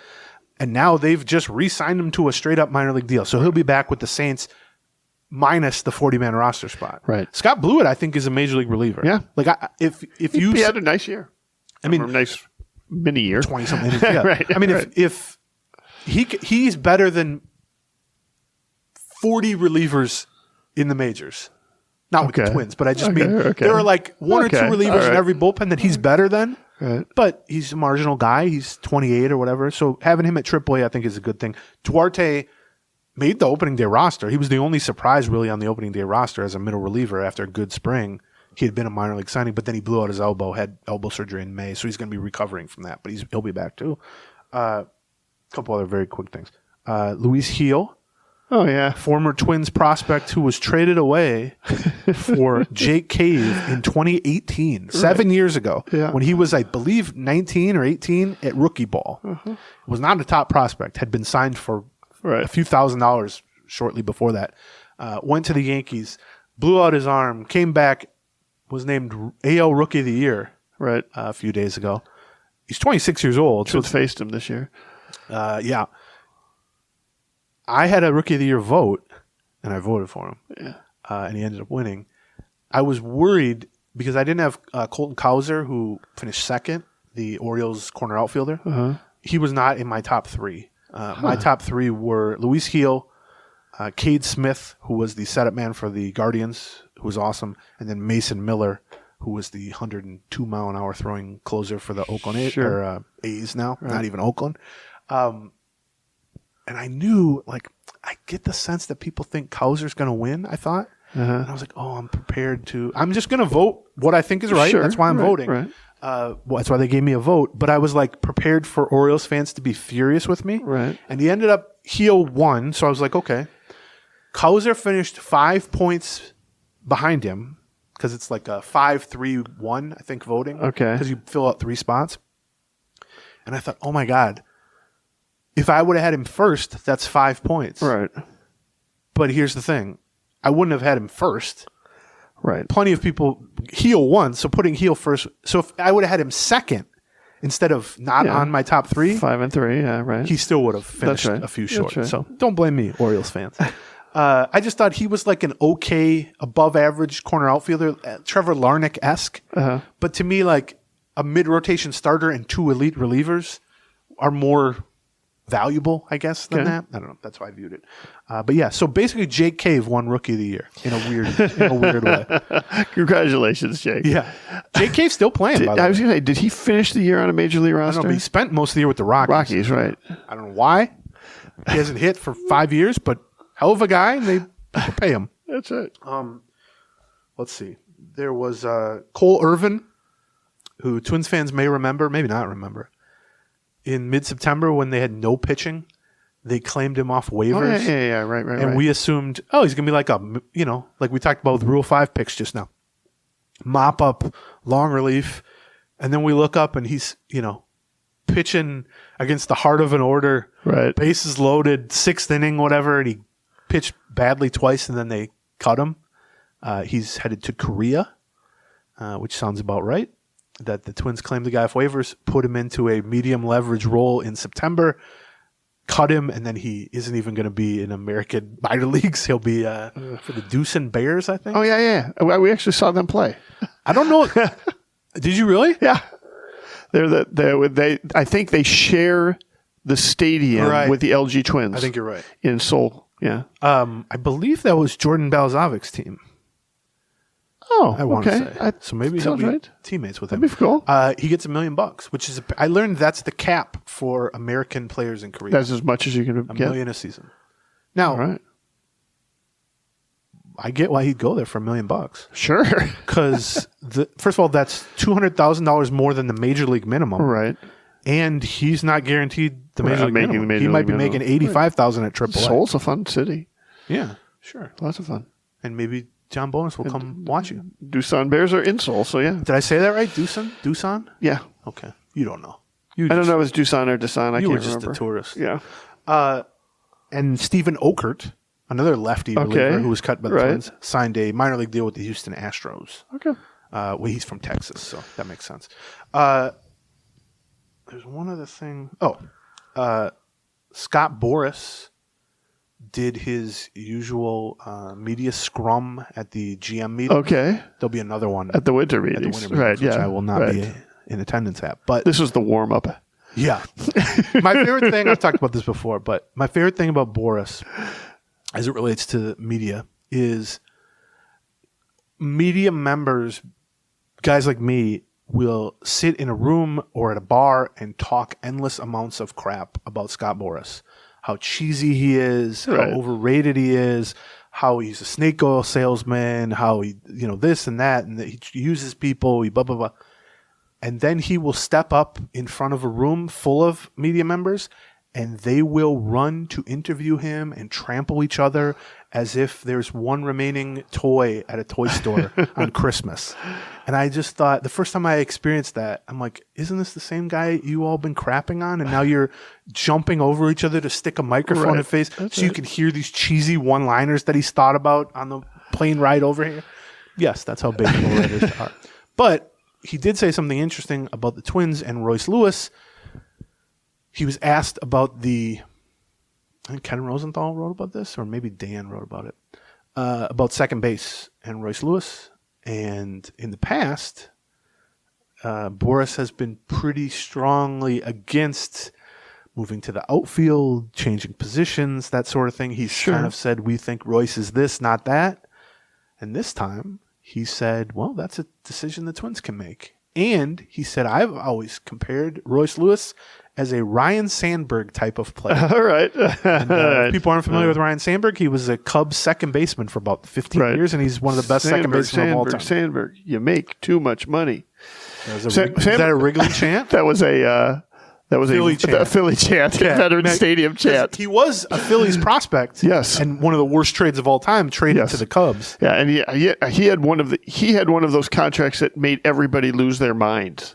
Back in the early 90s, he signed a 4-year, $32 million deal or something like that. Puckett signed with the Twins, where he became the highest paid. Right. I can't remember how much it was, but it must not have been as much as I just said, because Puckett signed after that, and then Puckett had the highest contract ever paid. Right? But anyway, Sandberg had some contract that everybody thought was too outrageous. No player should be making that much money. You remember the outrage that we see? We don't see that as much, by the way, anymore. Well, I think it's more now because the dollar amounts have gotten so large that it's you more can't even see it. Wide scale. Right. Players make too much money. It's not even an individual player. That's right. Yeah. It's just I can't believe all these guys are making $40 million. But the Phillies home opener had the Cubs, and we all went to the game. I was living in Philadelphia, courting my wife, and that was the chant that went up in Veterans Stadium. We still, every time Sandberg's name comes up in our household, Chrissy goes, Sandberg, you make too much money. Well, because it's a little bit, it's like a David Ortiz Twins situation. Right. Where they had him, and they had him in the majors briefly, and he wasn't amazing, but he was young, and he was a top prospect, and they traded him away. Not great. He's in the Hall of Fame with the Cubs. But my point is, other than Ryan Sandberg being heckled by your wife 30 years ago, right? Yeah. At least. Yeah. 1992, I think. Yeah, okay. More than 30 years ago. I can only imagine how mean Chrissy was 30-something years ago. When she had some real energy to her. I got the 30 years later version. I got bruised shoulders. She's mellowed. From hitting me. She's hanging out at strip clubs now. Anyway, the point is... There's a point. No, not really. Is there ever?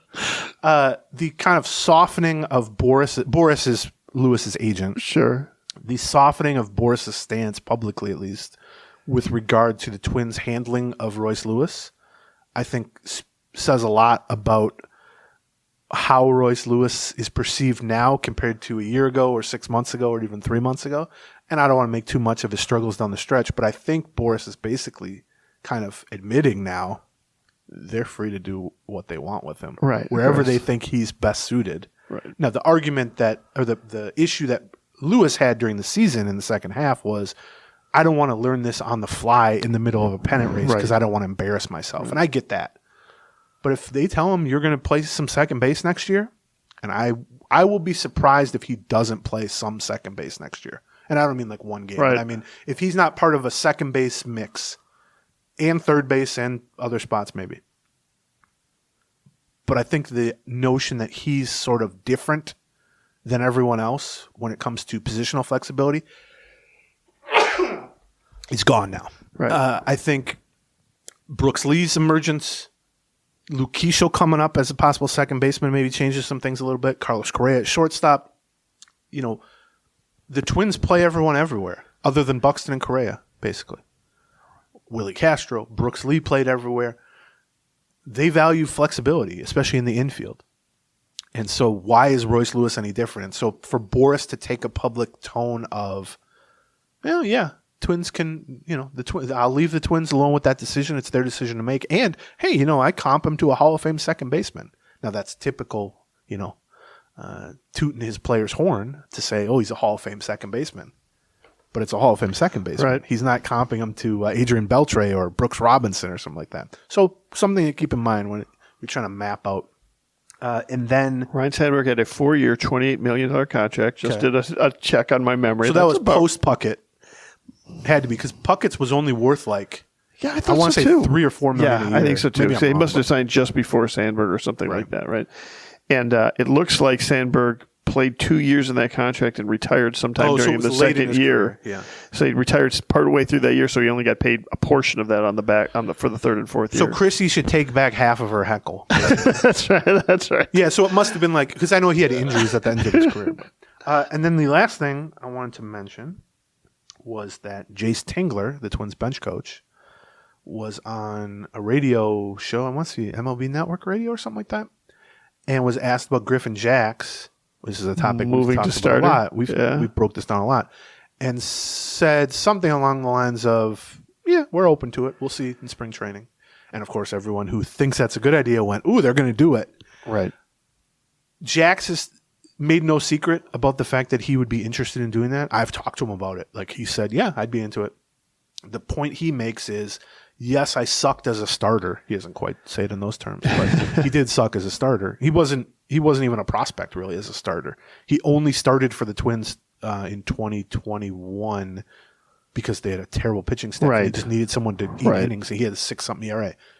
Since then, he doesn't even resemble that guy from a stuff standpoint. Sure. He's become a great reliever, but also his velocity's up 5 miles an hour. His slider's a completely different pitch. His changeup. His point is, yes, a lot of guys go from being a bad starter to a good reliever, and putting him back into the rotation might just reset that change. Sure, right. And he said, yeah, maybe, but I'm just a different better. pitcher. Yeah. I have different pitch mix. Yeah. I've learned more. I've developed more. My body's different, all that stuff. And I'm willing to believe that. But here's where I ultimately come down on it. I don't know that they have a bigger need now in the rotation than they do, of course, in the bullpen. Of course. And he's a great reliever. We know he's like in my mind, a top 10 reliever in the league. What it would take for him to kind of replicate that value as a starter, you don't need a 1-something ERA as a starter to be worth that much. Right. But he'd have to throw 150-plus innings with a 3.70 ERA, something like that. I don't like those odds. He's capable of it. And I worry that if you try to put him back in the rotation and it doesn't go well, I don't think it's as simple as, all right, just put him back in the bullpen. He'll be great again. I think there are risks involved in making that switch back and forth. It feels like a lot of futzing around. I'm not totally sure why you would do it. And, I mean, from his own standpoint, like this is also his first year of arbitration. He's probably going to make, $3 million? Is that right? I mean, he's going to get most of the saves next year. Yeah, but there's always more money as a starter. There's always more money as a starter, but the point is like, I mean, there's more money as a starter if you're good. There's not necessarily more money as a starter if you're not good. No, I would say like a number 3 starter gets paid as much or more than an elite reliever, generally. Well, I mean, sort of, in free agency and so I'm just saying, second year of arbitration, why don't you just go collect 40 saves and get yourself $6.5 million? 40 saves. I'll take the over. You won't get 40 saves on years until a Twins pitcher gets 40 saves again. Might be infinite. But I think he'll be the closer role. I don't think he will. I mean, if they trade Duran, maybe. I mean, why wasn't he the closer role? I mean, he was by the end of the year. It was like 50-50. They let Duran. I mean, Duran finished with 3 times as many saves. Yeah, I know, but I thought sometime around September we started just seeing Jacks come in after Duran. That switched. But what happened? It's not that he took over the closer role. It's that he took over the number 1 bullpen role, which sometimes involved pitching the 9th inning, but it also sometimes involved facing the 3, 4, 5 in the 7th and the 8th inning. That's what I'm saying. Yeah. I don't think anybody's going to be a closer. If I'm in his shoes, I'm like, I'm going to get enough saves next year to that. If I'm getting $3 million my first year in arbitration as a reliever, a lot of relievers are getting $1 million their first year. First or million and a half, right? He's in a high leverage role in a bullpen situation, such that his second year he's going to end up with $6 or $7 million. He's already knows how to do it. He's been waiting 4 or 5 years to kind of get to where you're playing for some real money. Why are you effing around? But think of it this way: he's getting the same money as Joe Ryan or right, a non-elite. But that's my point. A good starter, right?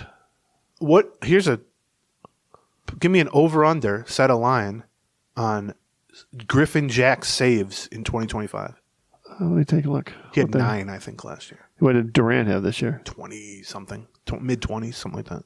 Who else had saves? Did we only have 30 saves on the Twins last year? I mean, there was guys who had like 3 to 5. I mean, I'm sure Sands, I'm sure. Well, whatever Durant had this year, I'll give that one for Jax this year. 25. That's a good one. I'll take the under. Yeah. I don't think they view that as the best way to. Maybe. I don't think you even view that as the best way to use a reliever. Right. You know? And Sure. you're old as hell, John. John's talking about Ryan Sandberg with the Phillies. That's how old John is. John, did you say you and Chrissy booed Rogers Hornsby one time? That's right. Yeah, that's right. Well, you made too much money. Yeah, he made $11,000 a year. That's probably even more than he made. Okay. Did you know a D&J's glove repair, that Yes. shop in South Minneapolis, right? They help sponsor. They are at the Meltdown and such. Anyway, he's got a bunch of stuff displayed, baseball, Minnesota Twins stuff, and one of them is Dave Goltz's paycheck. And what? How much was it? I was like, From like the 60s? It's in the hundreds. No, this is in the 70s. Dave Goltz was a starting pitcher in late 70s, 77, So 78. like it's every 2 weeks. Yeah. So we're talking $500. I think it was above 500 and under 1,000. I have to take a look and So find he's the picture of making- it. But I think it was like $800. So he's or something making like that. yeah, okay. He's making like $20,000 a year then, right? Maybe 800 times what? 12. What is that? $10,000 Well, a it's year, right? every 2 weeks. Yeah, that's what I said. Times 12 Why 12? because that's there's 6 months. No, And they- it's they every get other paid week? year round. Oh, I gotcha. I'm assuming. Year round. I mean, that's what it is Okay, now. all right, okay. I was like, dude, is there something I don't know about how years work? No, He's no, like, no. 12. Okay, gotcha. All right. Whenever we get real into math, you know how complicated the math just was there. I do look at John and I go, well, he's a math major and I'm a dropout. Maybe he's right on that. Maybe there are only 12 2-week periods in a year. I'm like, oh. Anyway, Dave Goltz, affordable. If we're starting a team now, Right. we can offer him whatever he makes. Makes too much money. Yeah, Dave Goltz. Dave Goltz. You make too much. What was the? That's it.